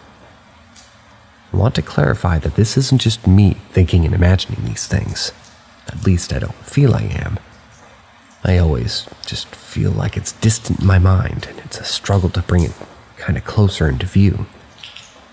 It's just something I've had with me for as long as I can remember, where for a second or two, my life is bleeding into someone else's, and perhaps vice versa.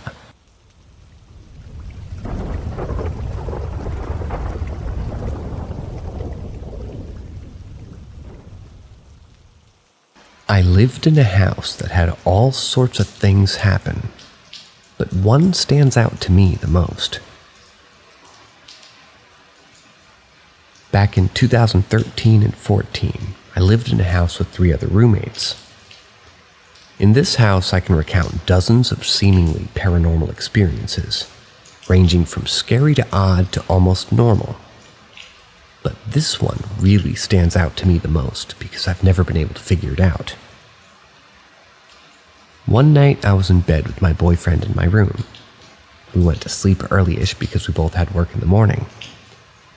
We were both asleep, but suddenly, not sure of the time, my boyfriend wakes up gasping and freaked out. He's almost yelling. There was a face right there, a face. It was getting in my face. I'd never seen him so terrified. He was always such a relaxed guy. He was sitting up in bed, sweating and breathing hard. I figured he just experienced sleep paralysis.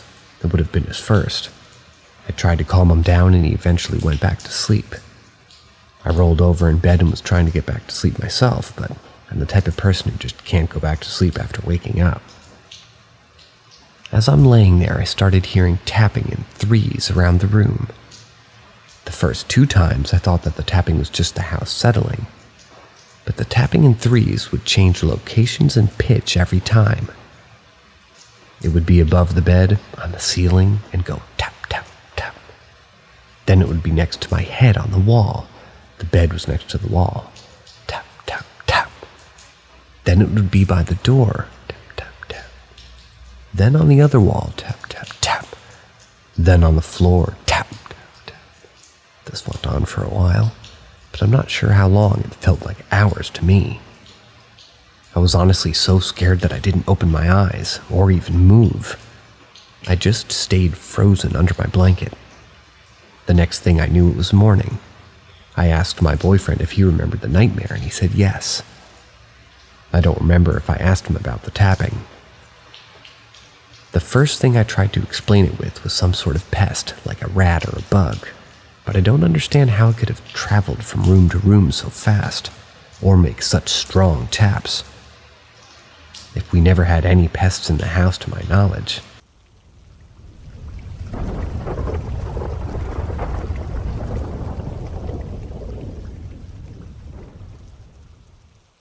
Encounter with my great-grandmother. My grandparents have always acknowledged that their house was haunted, and I've had several experiences there. So is pretty much everyone who spends enough time at their house. So it's definitely not a secret. Though it's known that both my great-grandparents hang around. My great-grandfather actually passed in the house. and the previous owner of the land is supposed to be hanging around too. More on that some other time. But when I was still a kid, 14 years old, my brother and I had a shared experience in our grandma's art room that also served as our bedroom when we would spend summers with them. My brother, being 12 at the time, and I were wrestling around in the bottom bunk of our metal bunk beds when we heard my grandma call down the hall and open the door next to ours. It was the back kitchen and living room, and it was a duplex, but they added a door to connect the two houses once my uncle was injured and they needed access both parts of the house. And that's where they kept my other uncle's dog because he had fleas. Sad, I know, but they would go to the back and let him outside. We heard her and George, the dog, walk down the hall and the door to my uncle's room open and close. To get to the hallway, you had to go through the front kitchen and my uncle's room to get to the back hallway. My brother and I thought nothing of it because it was normal for us to hear the back and forth foot traffic in the hall, either to the bathroom, the closets, or the back kitchen and living room. But not long after my grandma and George had left, probably 5 minutes or a little more, we heard a knock on the bedroom door. We stopped playing and looked at each other a minute because we hadn't heard my grandma and George come back, and it was too soon for her to be letting him inside again. We said, "Come in," and heard the sound of the baby gate scraping. My grandparents put the baby gate up so my grandma could leave the door to her art room open without the animals getting in. Mainly the fat cats that were allowed to go anywhere, but the art room. We both saw the doorknob turn. It was one of those bar ones. I really don't know what they're called or how else to describe it. And the door swung open, but no one was there. We both panicked and ran down the hallway because there's no way anybody could open that door and just disappear before the door swung open.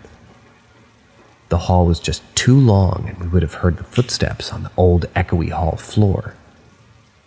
We found my grandma in front of the living room playing games on her Kindle, like she loves to do, and even though we already knew it couldn't have been her or my granddad, who was asleep in their bedroom connected to the front living room, since they took shifts to watch my uncle, who's handicapped, and my granddad was always on night shift before he passed 2 years ago. We asked her if she had tried to play a prank on us, and that it wasn't funny. She asked us what we were talking about, and we told her that I've already written above, or rather, what I've already stated above. And without skipping a beat, she told us that she wouldn't be scared because it was just our great-grandma Marion, my granddad's late mother, and that she was just saying hi and checking up on us. And she does the same for my grandparents by turning the TVs on and off randomly, and would do so persistently until whoever was experiencing it said hi and told her everything was all right before letting them go back to whatever it is that they were doing, usually sleeping. But needless to say, it still freaked out my brother and I pretty badly, and we decided to stay up in front of the grandma, or rather stay up front with my grandma for the rest of the day, and for a week or so after that, we refused to go to bed by ourselves, and we would wait until the other sibling was ready for bed before going back to the room to sleep. Looking back, none of the experiences anybody had in that house had been scary, so it feels foolish to have let the experience scare us so badly. But we were still just kids, and the idea of our dead great-grandma coming back to check on us, especially without us being able to see her, scared the living hell out of us.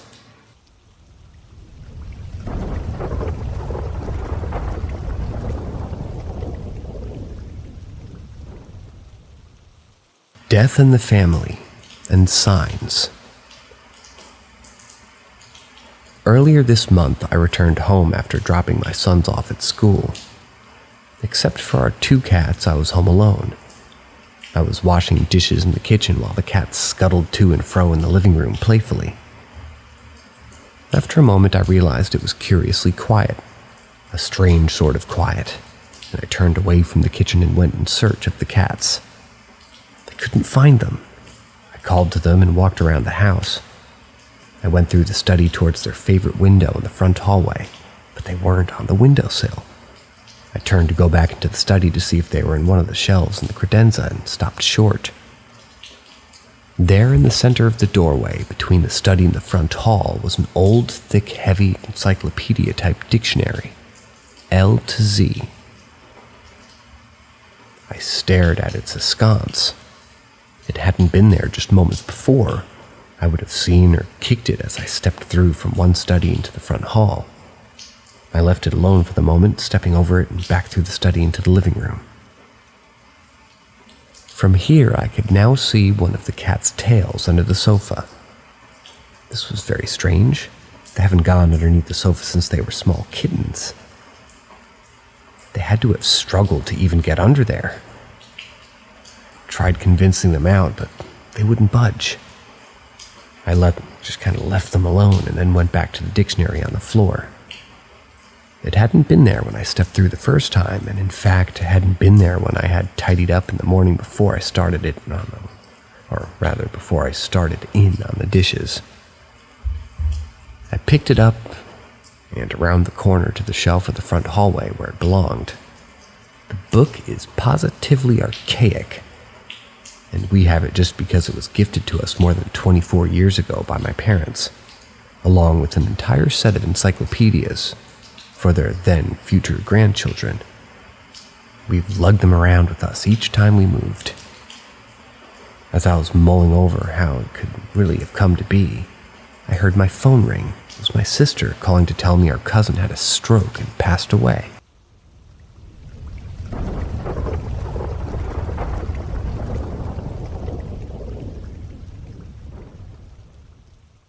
It was listening. My mother was an actress for decades. From a very young age, I had been in and out of many theaters. I was in on all the superstitions and behind-the-scenes stories that honestly were frightening, but I couldn't help but listen to what the cast and crew had to say. Theater people have a way of telling stories. Of course, I had some experiences of my own. Cold spots, the feeling of being watched, and disembodied footsteps or voices. But I had just chalked it up to being a kid with an overactive imagination like everyone else. Knowing what I now know, I wonder if it was more than just that.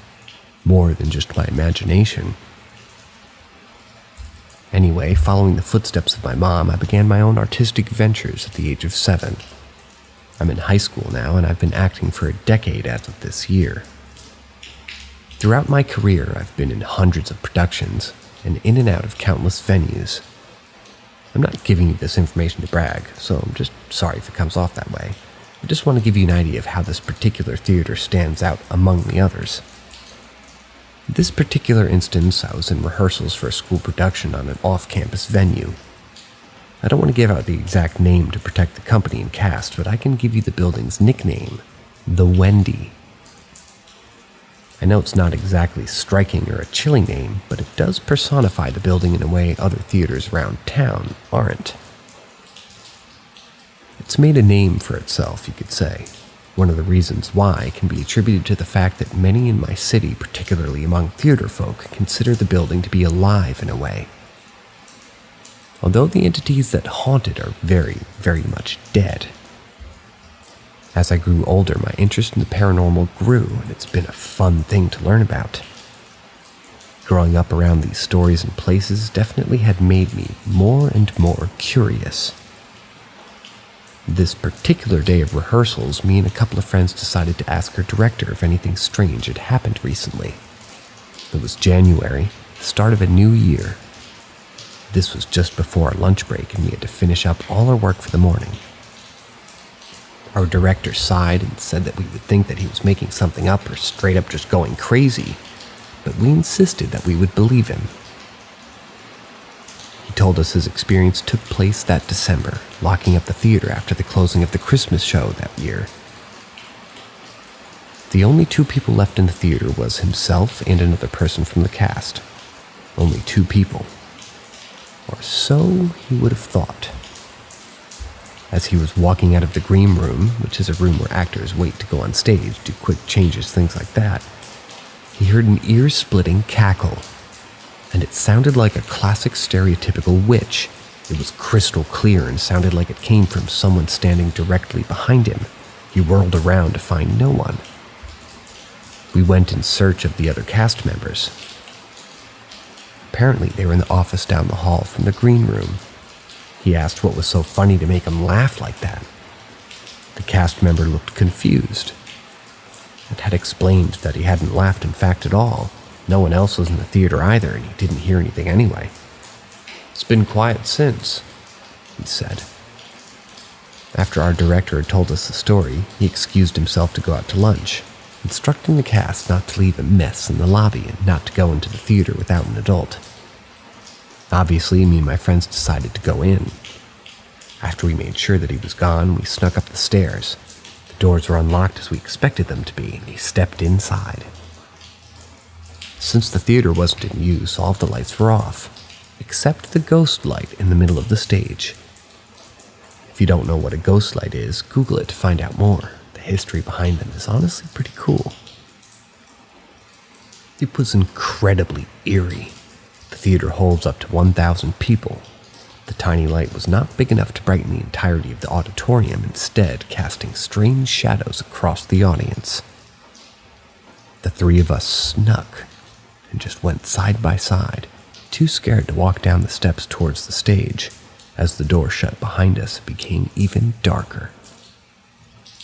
We looked around for a little bit from our perch on the steps, and eventually started debating whether or not to go into the green room.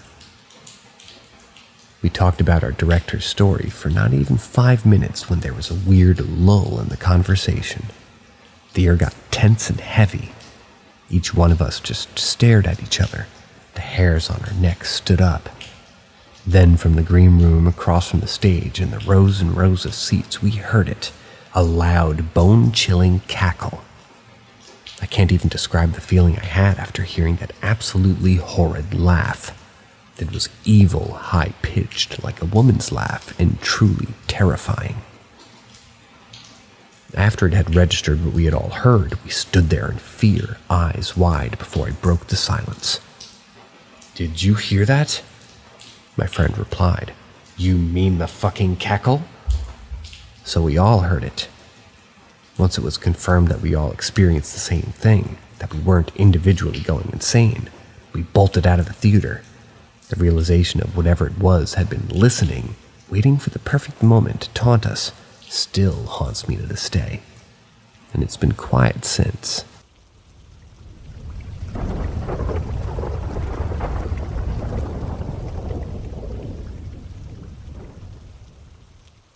As promised, my scary experiences.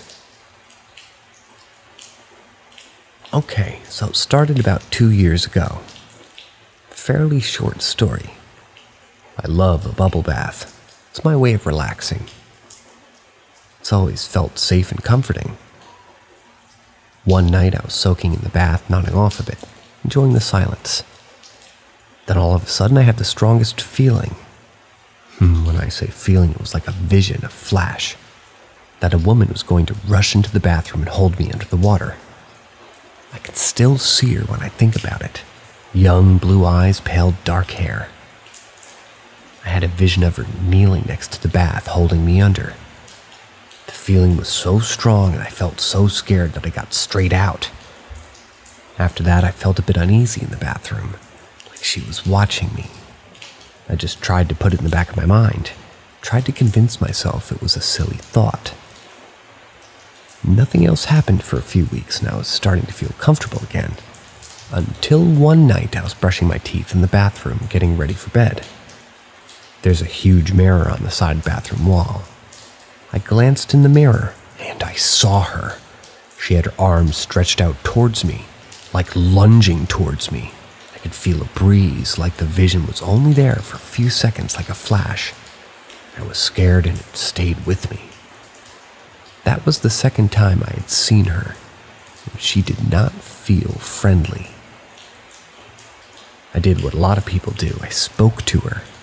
I told her firmly that she had no permission to be in this house or to harm me or anyone in it. I repeated this message round the house whenever I felt uneasy. And I was home alone and my partner would think I was just crazy, but I haven't seen or felt her since, and I still feel uneasy in that bathroom though. The most recent scary experience was only last year. late last year. I was in bed asleep. I remember I was having a nice dream. Can't remember what it was about, probably Johnny Depp. And I remember I woke up with a start. You know, like when you have that feeling of falling. When I opened my eyes, I saw a man coming towards me. He looked so angry. Again, it only lasted a few seconds. I remember feeling like I needed to protect myself. He was tall, he had a dad bod, brown hair, brown eyes, and a pink polo shirt on. I remember closing my eyes, and when I opened them again, he was gone. Didn't sleep for the rest of that night. After that happened, I spoke aloud. That no one good or negative was allowed in the bedroom, and I still visualize a barrier across the door, stopping anything from getting in. I also now have selenite in the room. Nothing's happened in that room since. On a side note, I do have a dog that sleeps in the same room as me, and it did not react. Makes me feel that it could have just been a bit of a dream, you know, like a dream imprint. It felt very real to me and still does when I think back. Make of these stories what you will. I don't normally have things like this happen, and I feel I have a very good grip on my emotions. When I'm freaked out because of a film or whenever it's a real danger, I can understand which emotion is real and which is my mind playing with me. As mentioned previously, I usually get feelings, smells, hear voices. The stories I've told are just kind of the only times I've seen something. And that's just 3 times in over 30 years. They are aware of me. I've always had strange experiences my whole life. I used to think most houses were haunted, but the older I am becoming, the more I think it's just me. I often hear whispers directly into my ear, smell odd things that are unexplained, like perfume and tobacco and herbs, and get the sense that someone's watching me, see things in the mirrors. From my ex-boyfriend's houses, friends' houses, and many houses that I've moved to, there always seems to be some sort of activity or strange feeling. I've had too many to mention, but I will mention one that has stuck with me. It was about 5 years ago. I was renting a house. It was a very comfortable house, and there wasn't much activity. It's in a mining village, by the way.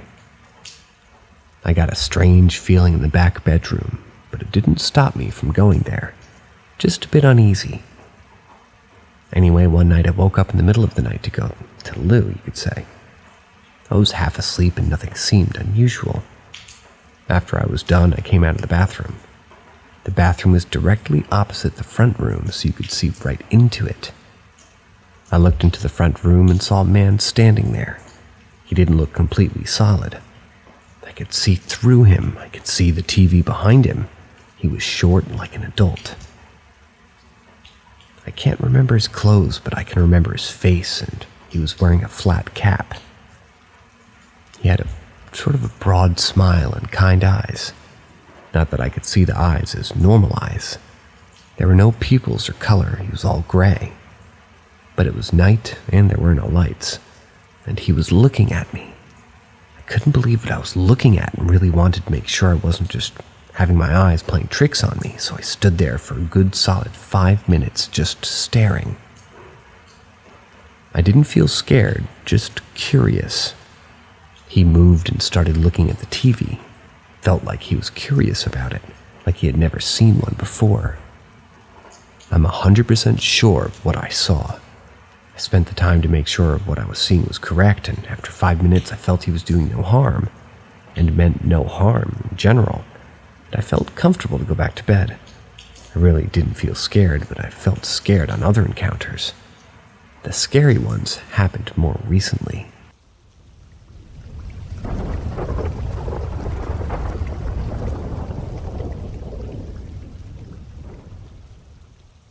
Knocking, voices, howling, and mysterious shadows.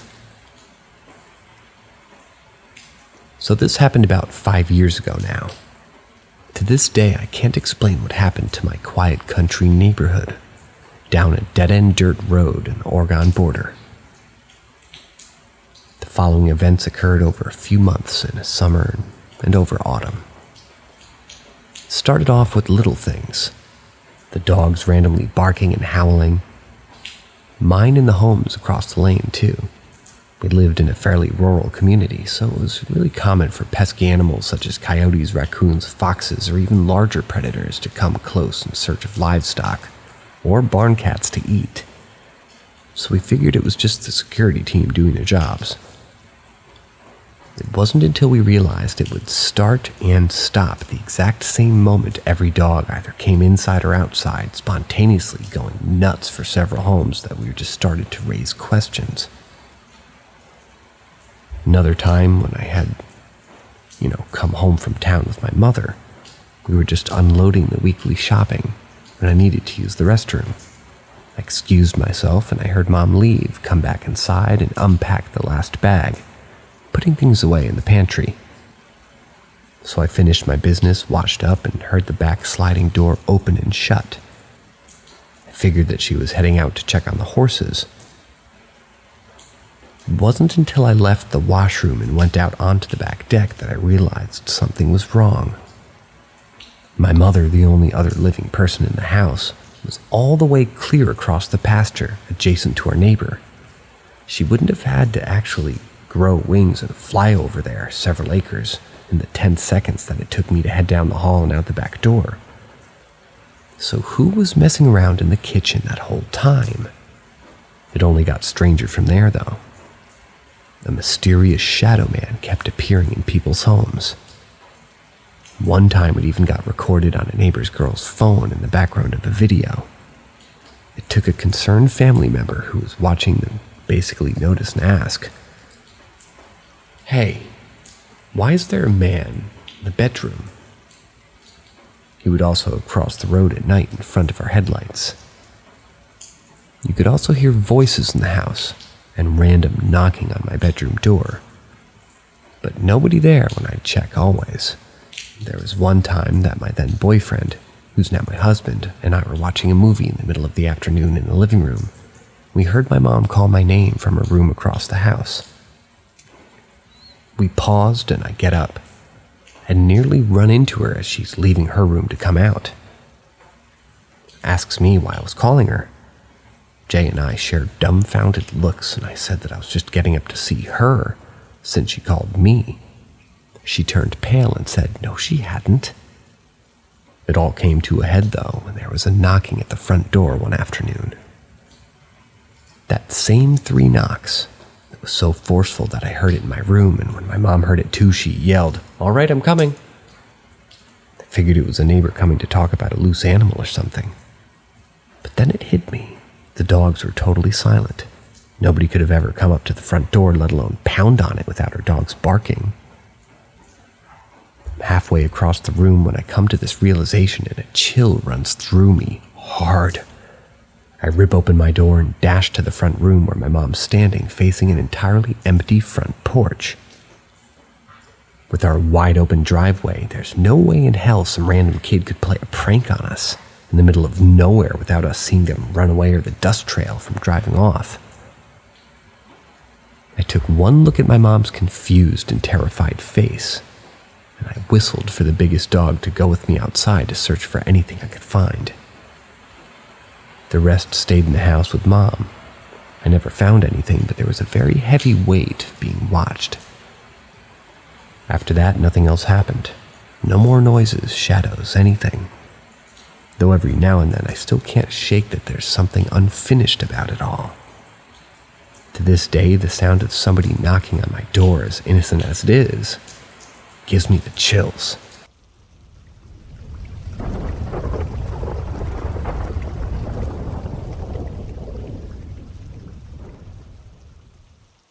I brought something back from the hospital.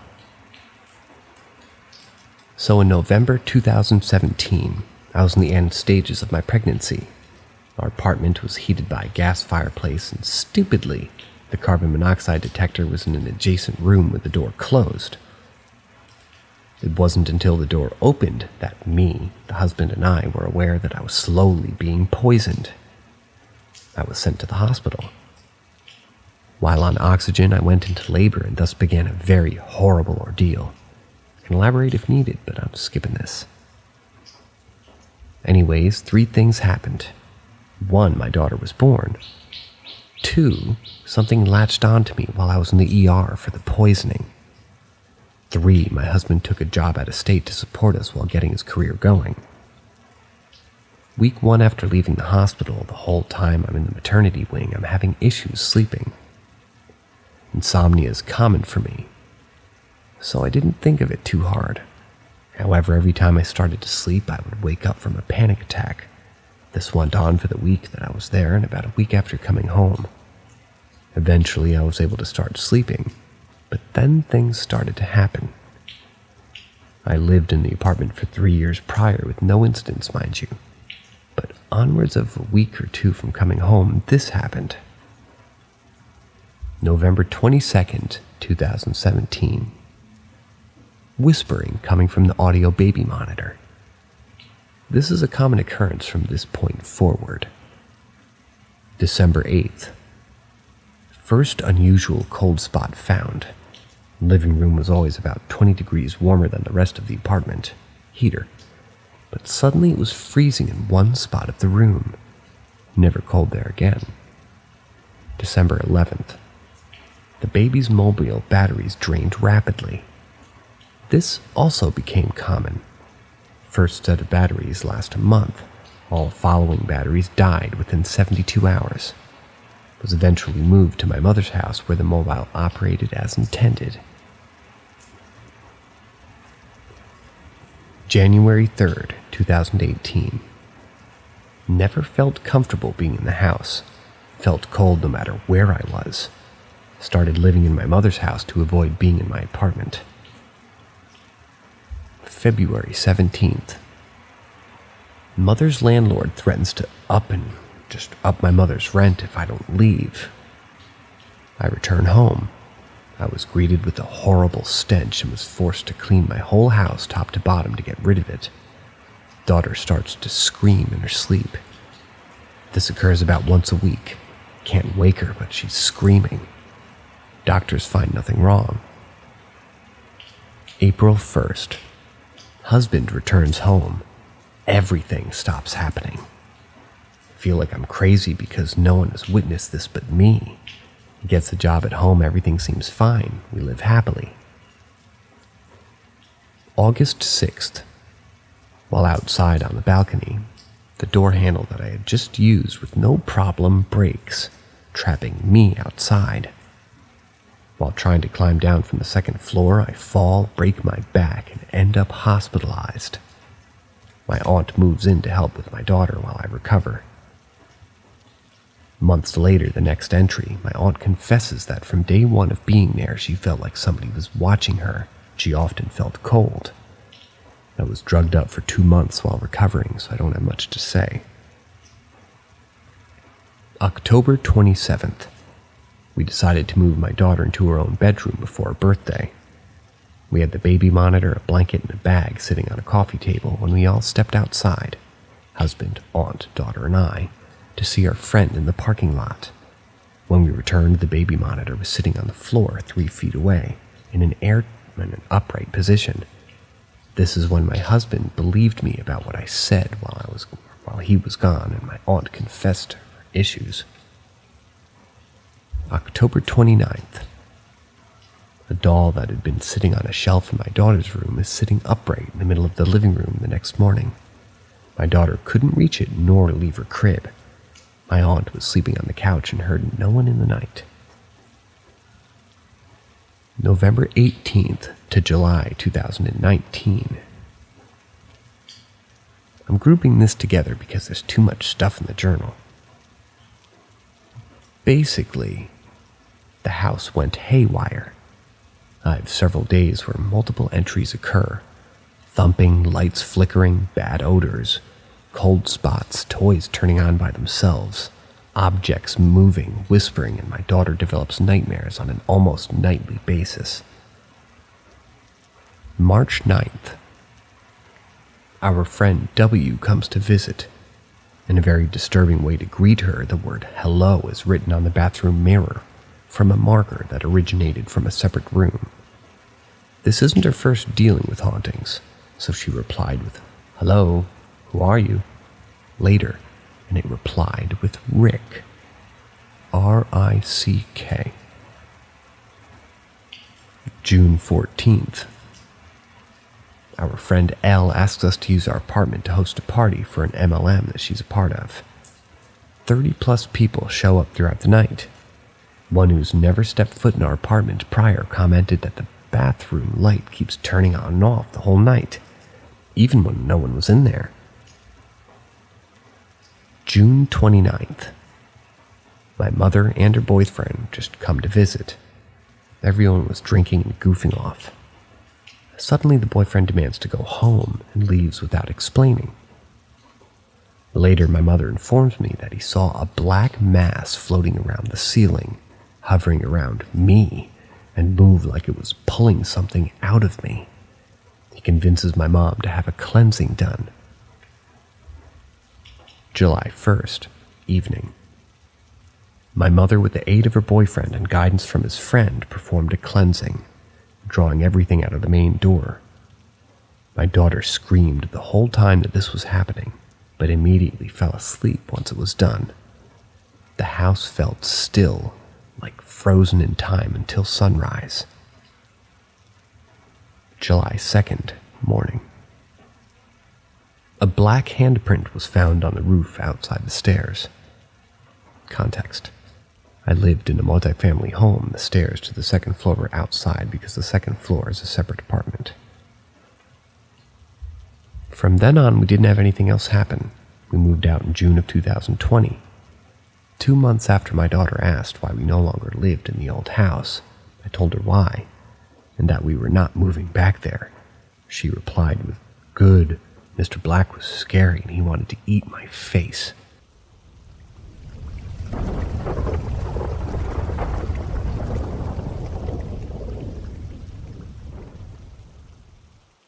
Poltergeist in the house. This took place a lifetime ago as I was still a kid living with my parents. I'll recall the event to the best of my memory, but an order of such events might be different, so bear with me. The experiences took place during the span of a year or so. It was very traumatic for me, while not being excessively scary for the most part. Remember, I was around 12 or 13. We used to live in a big semi-detached house spanning a 4th floor for a total of 400 meters plus a garden. I'll skip the basement.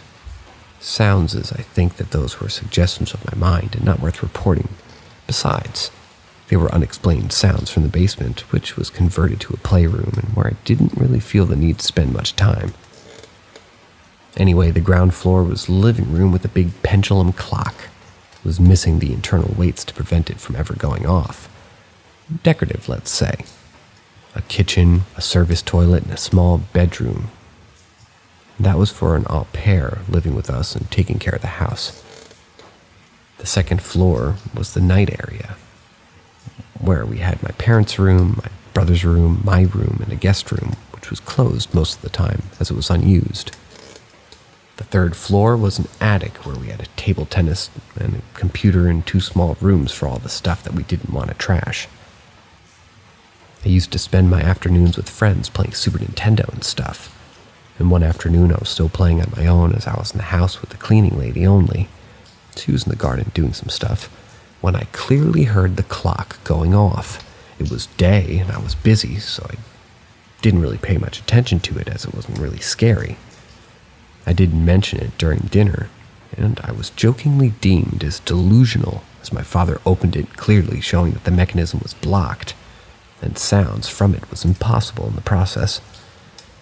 I took it like any 13-year-old, and I left the table pissed off, heading to my room. A couple of days passed, and one evening I was playing in my room as always, while my parents and brother were on the ground floor watching TV. I was on my way to the toilet when I heard a very loud laugh, coming from the upper attic level. That scared the living shit out of me, as it was so real that I started calling my father in a panic, saying that a man had a very loud laugh in the attic. He rushed up and went up for inspection, while I was holding my breath. Again, it was a no-show, nothing there, and I started double-guessing if there was really something wrong with me. Following these two events, I became not paranoid, but reasonably scared. Hence, I stopped sleeping with my door open like I would save from, a horde of ghosts. I didn't think that, hopefully having the door open a bit would really save me. So a few nights later, must have been 3 or 4 a.m., I wake up for no reason. Always been a light sleeper, and I saw the window curtain moving, like there would be a significant wind blowing on it. I stood up to close the window just to realize it was perfectly closed and there was no wind nor leaks. That was spooky enough to switch the lights on and wait for the sunrise to show up. In the following months, I tried to ignore minor events like curtains moving while walking to my door, like to inform that they saw me coming. Lights and open doors, which I was sure that were closed. Eventually, we moved out due to some financial complications. Not to mention, I was the only happy person in my family of that happening. To this day, and I'm 40 now, I remember that house with terror. I was never hurt in any material way, so at least I acknowledge that.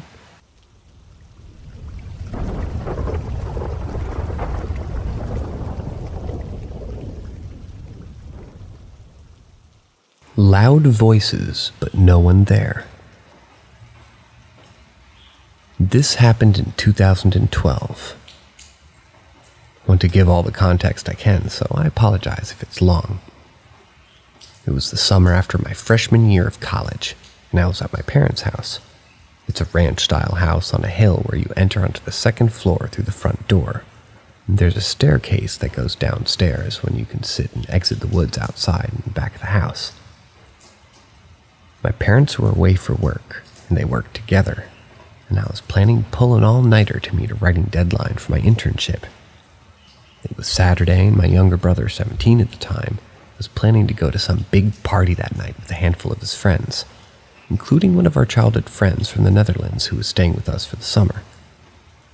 My best friend and I agreed to drop him and his friends off and pick them up. I'll skip ahead to when we picked them up from the party. There were 5 of them total, the 4 we dropped off, plus another one tagging along who I didn't know. And they were so drunk, I never heard the new kids say a word. We brought them back and they crashed in various parts of the house pretty much immediately. My best friend and I took the California King in the master bedroom downstairs, where I would pull my all-nighter writing once she fell asleep. One of the friends crashed in the sitting room behind our bedroom. You had to go through our bedroom to get to it. Everyone else was upstairs. My brother was in his room, directly above the sitting room. His other friend was in the guest room directly above the master, and our Netherlands friend plus the new kid actually fell asleep sitting up leaning onto each other on the couch in the living room upstairs across an open floor plan from the front door and dining room area. So it's 3 a.m., and everyone except me is asleep. I had just come back downstairs after putting on a pot of coffee and had seen the 2 boys on the couch in the same position they'd been in all night. I go into the bathroom and at the foot of the stairs, and I don't really bother locking the door. Just as I sit down to pee, I suddenly hear voices having a conversation upstairs, right near the top of the steps, which is also close to the front door, and it's clearly a man and a woman. So I assume something went wrong on the trip and my parents have come home unexpectedly. They weren't due back for another couple of days.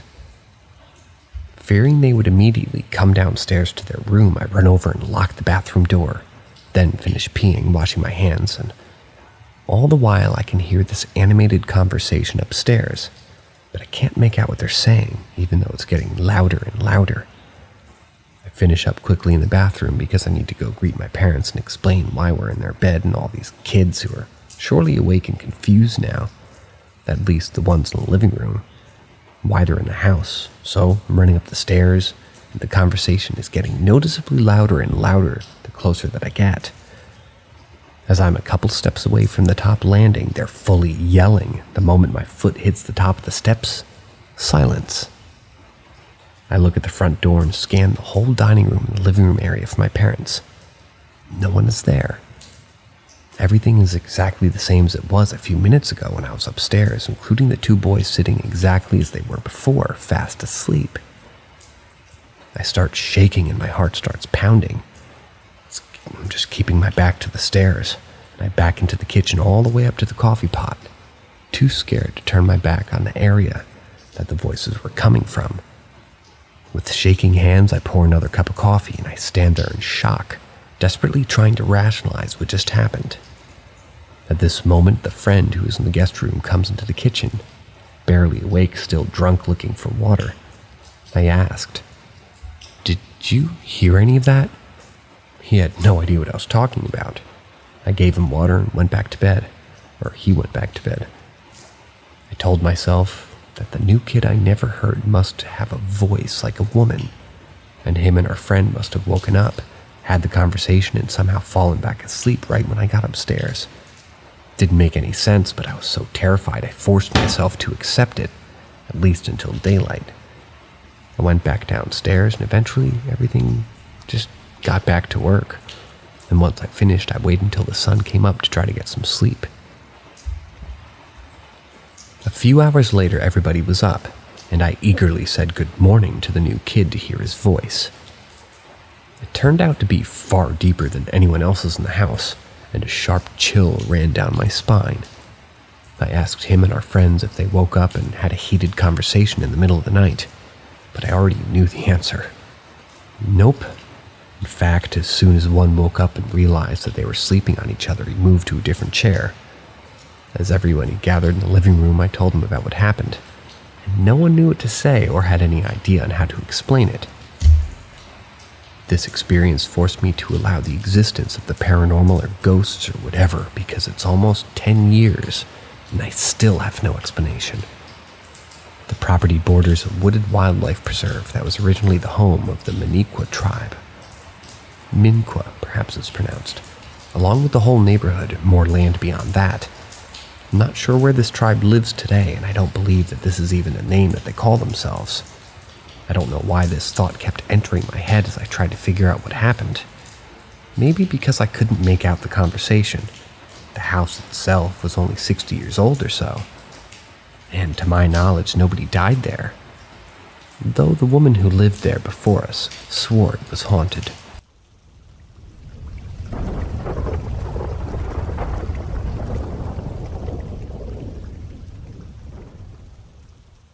Welcome to another rainy episode of Paranormal M. Do us a favor and drop a comment below. And don't forget to subscribe and enable notifications to stay updated on our scary stories. Enjoy the ride, and don't mind the rain. I'm convinced my house was haunted when I was younger. When I was younger, around 12, my dad moved into a house. Now, this house always gave me weird vibes. I constantly felt like I was being watched. I couldn't sleep with my door open or without the TV on. Now, this is going to be two separate stories put into one. The first experience I had was around 2 a.m. I was in the living room watching TV, and it was the weekend, so I was living it up, not having a bedtime. Now, the layout of the house was slightly weird, and the living room was dead center in the house, surrounded by dark hallways and rooms. I started hearing noises in the kitchen, but thought nothing of it because we had dogs. A couple minutes go by, and I can faintly hear my parents in their bedroom doing stuff. Gross, I know. They were being loud, so I went to turn to look in the direction of their room. I was sitting with my back to the hallway, and as I'm turning, clear as day, I hear a child's voice in my ear say, "Don't turn around." I froze in place, absolutely paralyzed with fear, and then I just felt a tug on my hair. I promptly jumped up and turned on every light in my house as fast as I could. I didn't hear anything for the rest of the night, but needless to say, I didn't go to sleep until the sun was up. Fast forward a couple months later, it's Christmas Eve. Me and my sibling were sent to bed to prepare for Santa to drop off presents. It was around midnight and I was laying in bed watching TV and I was too excited about presents to sleep. I saw something out of the corner of my eye. I looked over at my closet door. As I looked over, I saw a bright blue mist figure float through my door. It was glowing, but not enough to light up my room. I watched as it floated from my door and through my closet door, which was closed. I once again just was absolutely shocked. I covered up my head with the blanket for a couple of minutes until I felt better. I then laid on my side to face the other side of the bed. The blanket took the shape of someone lying next to me. I laid there and watched as the blanket moved as if something was breathing. This went on for a couple of minutes and then suddenly the blanket laid flat on the bed again. This all happened 12 years ago, and at the time I told myself that I was just imagining things. However, the older I get, the more I'm convinced that something was up with that house. When I talked to my dad about it, he told me some stories that they had about hearing a little boy when no one was there. I've done research on the house and never found anything myself. However, as we moved out, we found handprints made in the concrete on the driveway. 2 sets of child's handprints, with 1978 written underneath.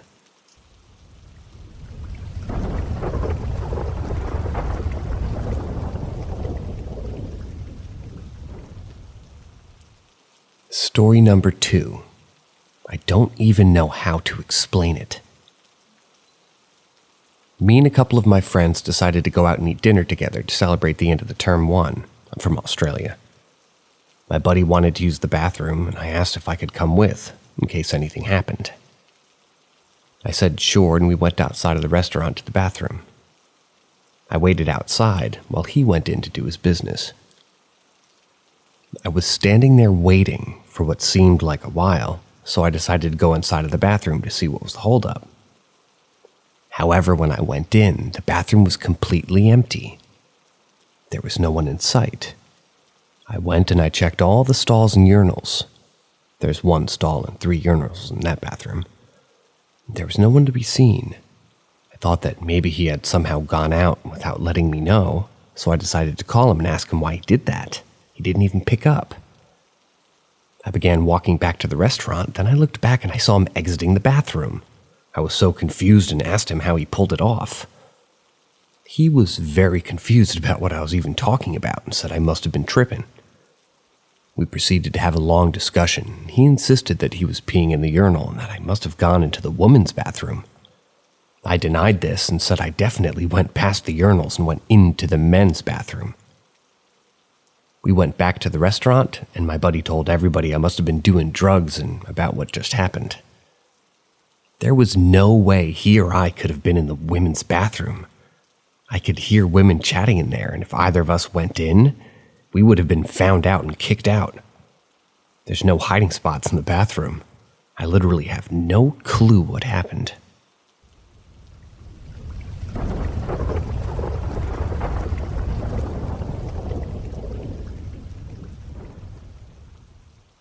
I had a déjà vu moment, and it's not just my mind playing tricks on me. So I know people talk about déjà vu a lot, and people love to explain it away with science like, your brain is tricking you because insert logical reason here. You just feel like this scenario's happened before, but it didn't actually happen yet. I do agree with this to an extent.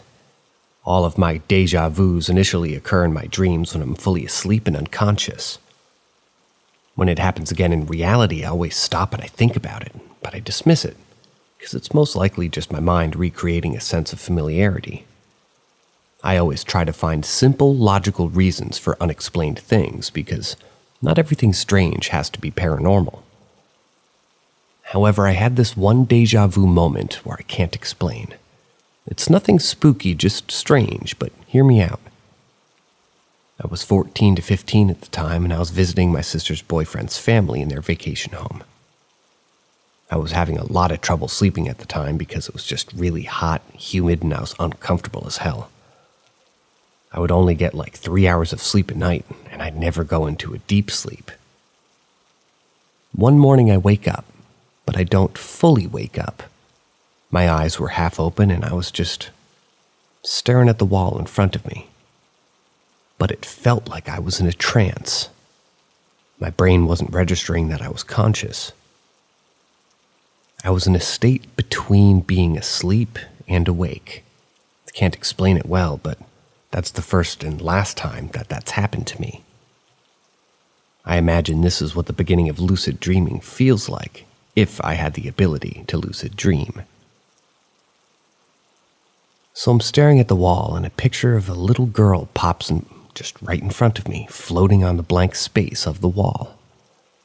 I've never seen this little girl before in my life. She's white, has blonde hair, is wearing a black and red uniform, a black blazer and button-up top, red skirt on bottom, and has a star hairpin in her hair. She has a super distinct red birthmark on the left side of her face. In my dream, I'm confused because I've never seen this girl before and I'm wondering who she is. After I fully wake up and I actively think about what I had just dreamed about, I remember everything and I write it down, what she looks like on the notepad in my phone, jotting down everything I mentioned in this post in case I would forget. The whole day I'm thinking about her. Later that night, my sister's boyfriend's daughter, who is the same age as me, they're showing me her school yearbook. She flips through several pages and I see that little girl's picture. That same exact picture I saw that morning in my dream. The red and black uniform is her school uniform, and she's in 2nd grade. The hairpin and birthmark is all there. I'm super freaked out and I start to tell her about it. She's obviously very confused and skeptical, so I show her the notepad on my phone and she's like, "How do you know her?" I said, "I don't know, it's just that I saw her in my dream." So understandably, she's creeped out. Doesn't believe me, and I'm pretty sure she thinks I'm kind of a weirdo.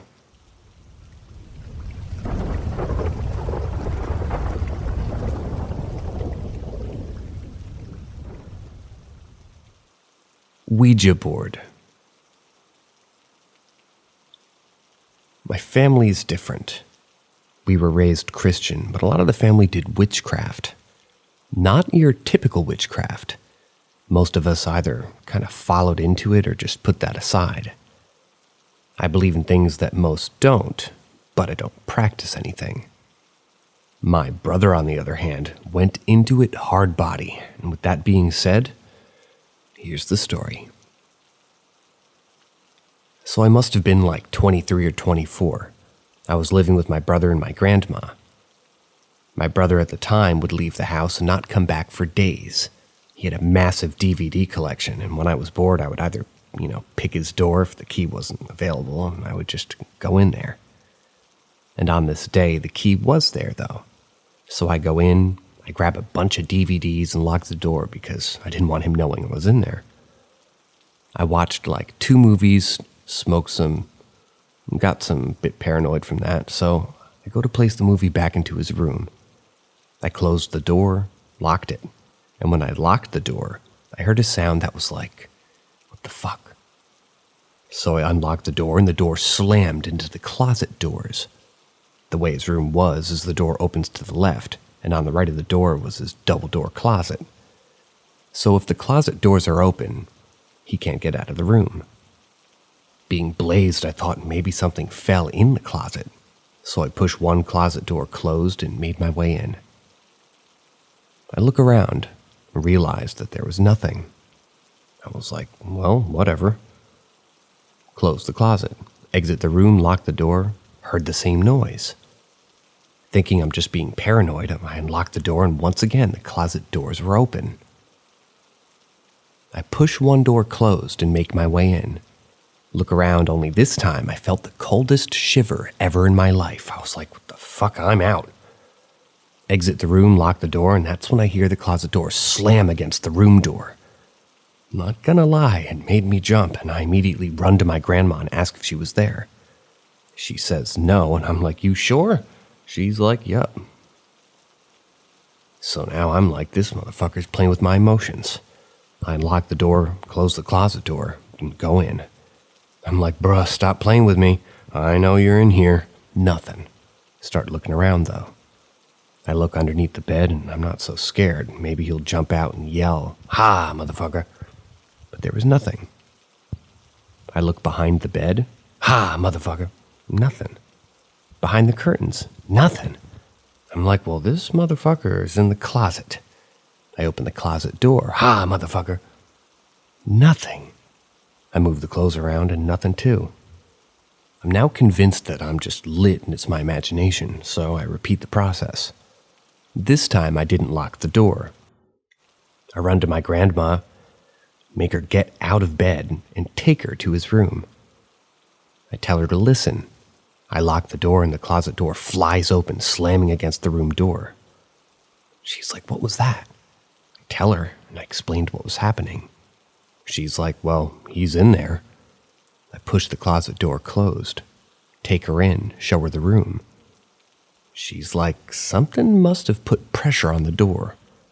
We exit the room. I lock it and it happens again. I'm like, "See?" She turns, slaps me in the face and says, "Keep that kind of shit to yourself," and walks away. I push the closet closed, go in. I'm like, "Whatever you are, you're not welcome here." I exit the room, lock the door. This time I hear one closet door open. Curious, I open the door. The closet door furthest from the door was open again. I close it, and that's when his lights turn off. Mind you, this whole time the lights were on. That scared the bejesus out of me. I turn them on, exit, lock the door, hear it again. My dumb lit ass goes to look. Closet doors are open, lights off. I push in, close the closet doors, and look in. The room was a lot darker, almost like you couldn't see anything, even with the light coming from the hall. I turn on the light and run out, scared shitless. I leave the door unlocked. Around 11 p.m., my brother comes home. I rush to him and I'm like, "You want to see something creepy?" He looks at me with this pale face and says, "No." I'm like, "Well, you're gonna anyway."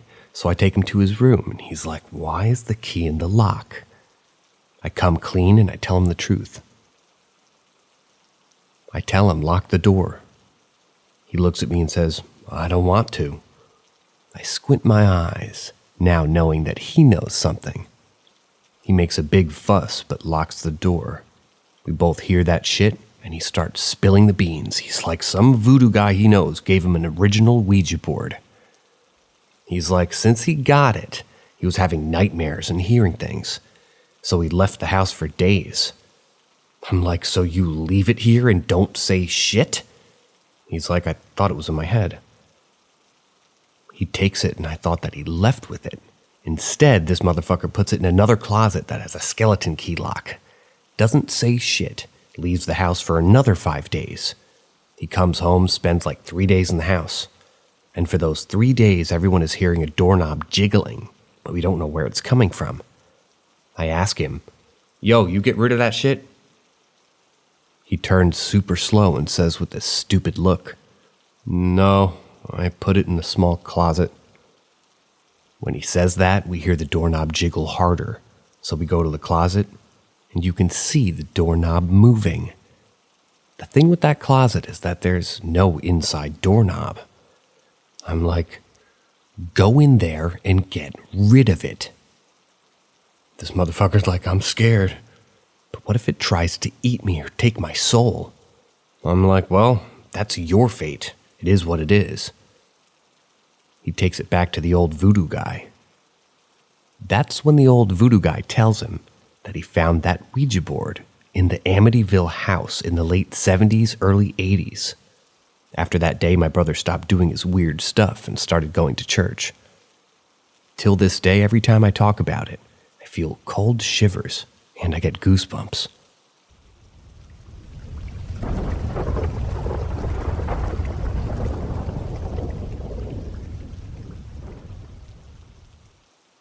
My haunted high school. I've moved around states, but I grew up in Hawaii mostly, so it's like home. I do believe in a lot of different parts of Hawaii are very haunted, and especially schools. My middle school would always feel like I'm being followed, or even feel something or someone watching me, and I'd never tell anyone or ask anyone if they felt the same.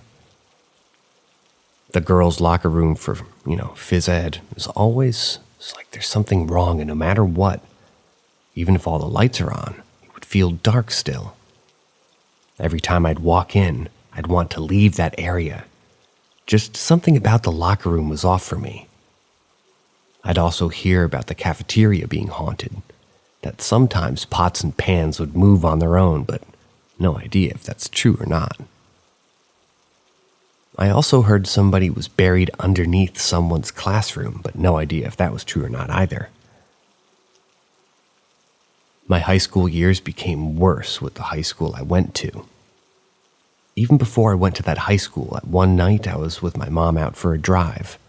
I was 11 at least, and I saw the bell tower from afar. It was 10 p.m. I looked at the tower, and I was 100% sure I saw a little girl, 7 to 9, maybe around those ages. She was in a white dress with long black hair covering her face. It was so creepy. I thought, why is there a little girl at this time, especially at that tower? I thought maybe her parents were worried, but I brushed it off, even if it didn't seem right. So years later, when I started school there, I learned that the tower's off limits for some reason. And it's always been off limits for years, and that door leading to the tower is chained up. I did hear some stories about a young girl who hung herself at that tower. Another story, but she wanted to be alone and was reading a book and people reporting her missing. When the people finally found her, she was hung at the tower, her body lifeless. Another time I was at my media class, and my teacher would say that she'd have tons of paranormal experiences because she wouldn't have any other explanation for these happenings. She showed me a video of a little child's shoe print not going anywhere. And it happened when the auditorium was being fixed and the construction workers put cement in the front and let it dry all night. When the next day was there was a footprint of a child. Everyone was clueless why only a child's footprint of a shoe, but where it led. Another story my teacher would tell me about was a football coach that was walking to leave for the day, and all of a sudden he felt something was wrong. So he turns around to look, and there was all of a sudden students who were looking like zombies and walking extremely slow for some reason. He turns around again and no one was there, and he freaked out. He left and it was like 5 p.m., so from then on he doesn't stay past 5.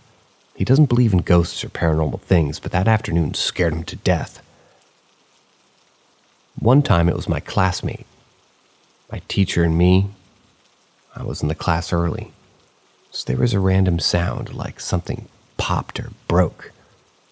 It was kind of sounding like an AC, and it's a couple feet off the ground and there's windows in that area, but no explanation of what happened or why it sounded like that.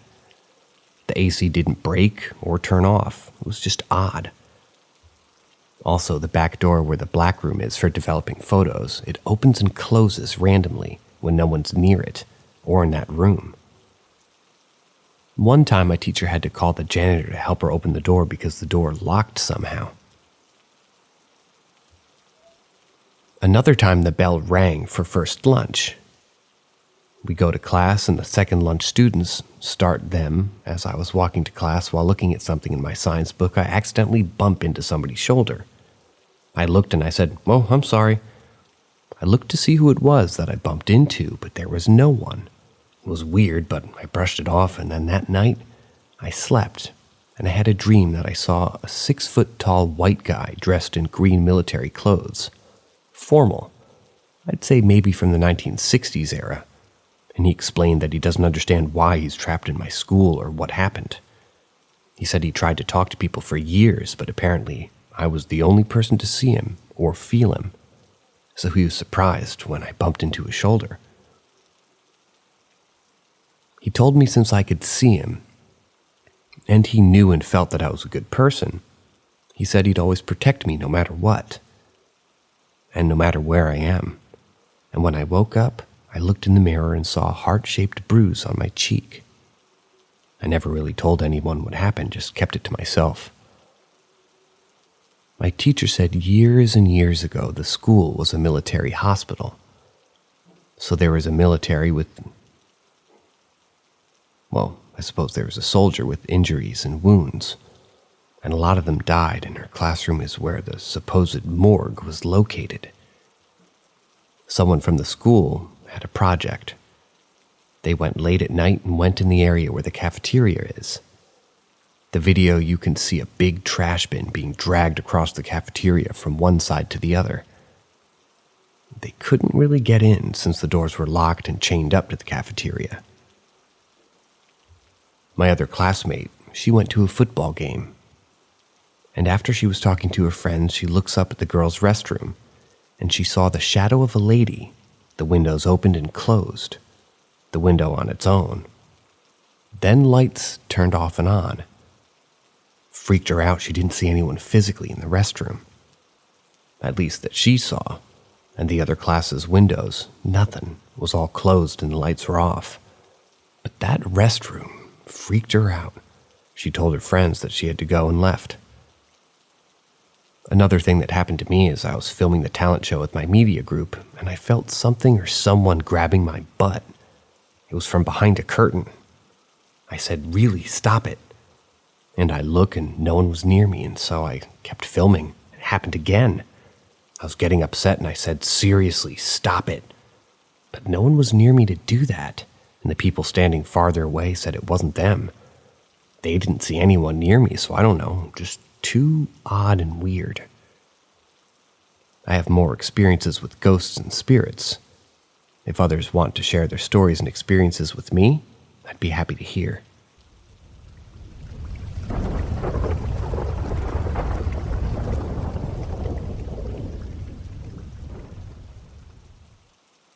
Story number 6. Werewolf in Texas, 2018. This story takes place in Texas in December of 2018. Weeks leading up to this incident, my mom didn't notice, I guess we'll call it a hand. The hand had a lot of fur and claws at the end of each finger. It looked like a mix between a human hand and a dog paw. My mom said it was clawing and scratching the window. She went back to sleep, didn't think too much of it, and there was a curtain at the window, so she didn't see anything else that night. A couple of nights later, I woke up randomly, and when I woke up, I noticed thick fur of something. I rubbed my eyes to make sure what I saw. I looked through the spaces of the curtain and saw a werewolf creature 6 or 7 feet tall. I remember it looked like the head of a husky, and that the fur was thick. The color of this werewolf was dark gray, brown, and red. The werewolf had pointy ears with some white on them, ice blue eyes. I was very intrigued by the werewolf. I didn't feel scared or threatened in any way. I felt the werewolf was curious. It had muscles all over its body, had abs, and it was on its hind legs. It stood up like a human. I did feel like I was hypnotized for some reason. I'm not sure if he saw me. I do say he because I felt it was a he, not a she. Hard to explain, though. I did feel the werewolf with ice blue eyes was coming back to see me again. I've never seen him, I never saw him again, but I felt like I knew those eyes, like I've seen them somewhere. I know, strange. Like a week later, I woke up to howls. In the area I live in, I don't usually hear coyotes or wolves. Then I checked my phone to see what time it was. 3:30 a.m. Thought it was an odd time to hear howls so deep. The howls were so deep the ground felt it, and I felt the shake. Then I heard something horrible. I heard a poor dog being torn apart by a giant werewolf. There were at least 4 in a pack, and they sounded big. The howls kept going. The poor dog kept crying and yelping as it was being eaten. I was too scared to look outside, but I I didn't see that close, maybe a mile away. My mom heard the howling and the dog being ripped apart alive and the poor dog crying and yelping. My dad was in a deep sleep. My neighbors heard them too, and my next-door neighbor. My next-door neighbors were young people who would drink and party and go out late and do things like that. So they were about to leave and open the door. I heard them scream and one of them say, "Go back inside." I heard another one shut the door and lock it up. I'm not sure what scared them, but they don't usually get scared easily. I heard my other neighbor from downstairs talking on the phone saying crazy things happen late at night. He kept saying the stories of you being here when you were young just isn't stories, that it's real. He said he can't sleep at night anymore. I don't live in the countryside. I live near a mall with stores nearby. There's some spaces between the trees and some space in land, and I've seen cattle in the areas of land with fences. Luckily, I've never seen any werewolves, and I've never seen coyotes in the area or any of that. I still hear howls from time to time, but I hear it miles and miles away. It's weird that I do hear them from far away, I know, but I just wanted to share this story because it's something I never expected to happen, and those bloody screams from a poor dog is something I don't want to hear again.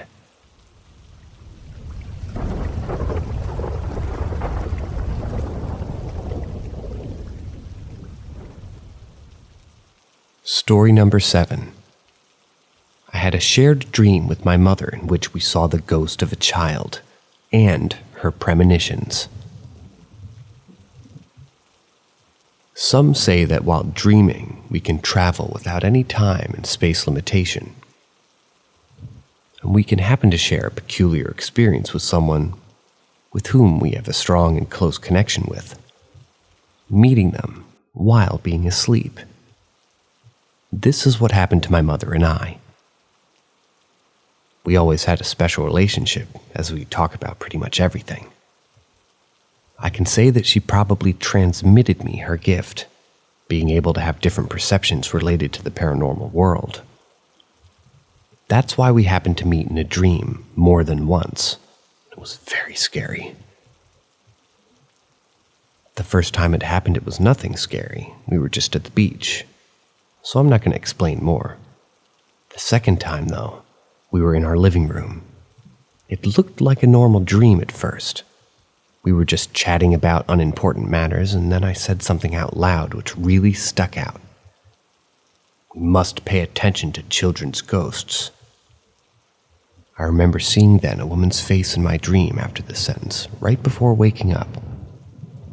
During breakfast, I always tell her about what I dream about, and it's always something scary or weird anyways, and while I started narrating, her facial expression changed a little bit after I started.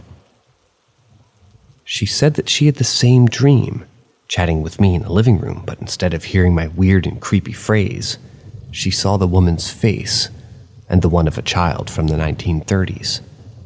He had straight hair, set with a row to one side, and he didn't look mean. He just had the typical facial features and clothing of, a random child in those years. She also felt a little pressure on her right before some sort of grab on the arm, but she was still sleepy, so she brushed it off and fell back to sleep.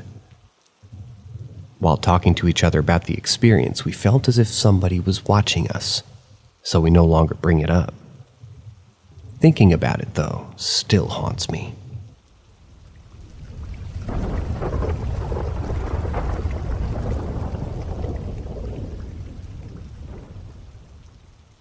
Ghost girl who lives in my house, and more. Since I was a child, I always had some kind of perception. I often felt like someone was watching me, as if I wasn't alone in my house. Or, just perceiving weird energies around me. I was little, so I didn't pay any attention to it. I never told it to my parents, and even if I did, it would have been odd because the house in which I lived and still live, where what I'm about to tell you happened, was new. It It had no history of deaths or murders. When I was around 11, I used to sleep in the same room as my parents. Don't judge. And basically, my bed was attached to the opposite wall of theirs. So when I looked at the ceiling, I could see the corner where the walls met. One night I randomly woke from my sleep, shifting uncomfortably and feeling a huge sense of fear. I was uneasy as it was very late, past midnight. As soon as I opened my eyes, I saw the detailed silhouette of a girl, which was around my age at the time or even younger. She was basically floating in the exact corner in front of me. She wore an expensive-looking dress from the 800s. I'm guessing they mean 1800s. And she also had a hat in the same style, while her hair was in curls. I could only see the outlines of her figure. They were white and bluish and felt as if I was about to die because of how scared I was. For the same reason I wanted to scream, but I couldn't. And only some seconds later I could run into my parents' bed. For many years, I had been reassured because I had successfully convinced myself that this was sleep paralysis. But two things made me realize that it probably wasn't. First of all, when I climbed in my parents' bed, I turned around and for some seconds to check on if it was still in the corner, and I can vividly remember that the mysterious girl was in fact still there. But the most important thing is that much later I discovered that the land on which the house was built previously belonged to a rich family from the 1800s. And they had a daughter who died very young. I'm still afraid sometimes, but I still sleep in the same room without my parents. And I often feel as if somebody's sitting on my bed as soon as I lay down. I can literally feel the mattress bending from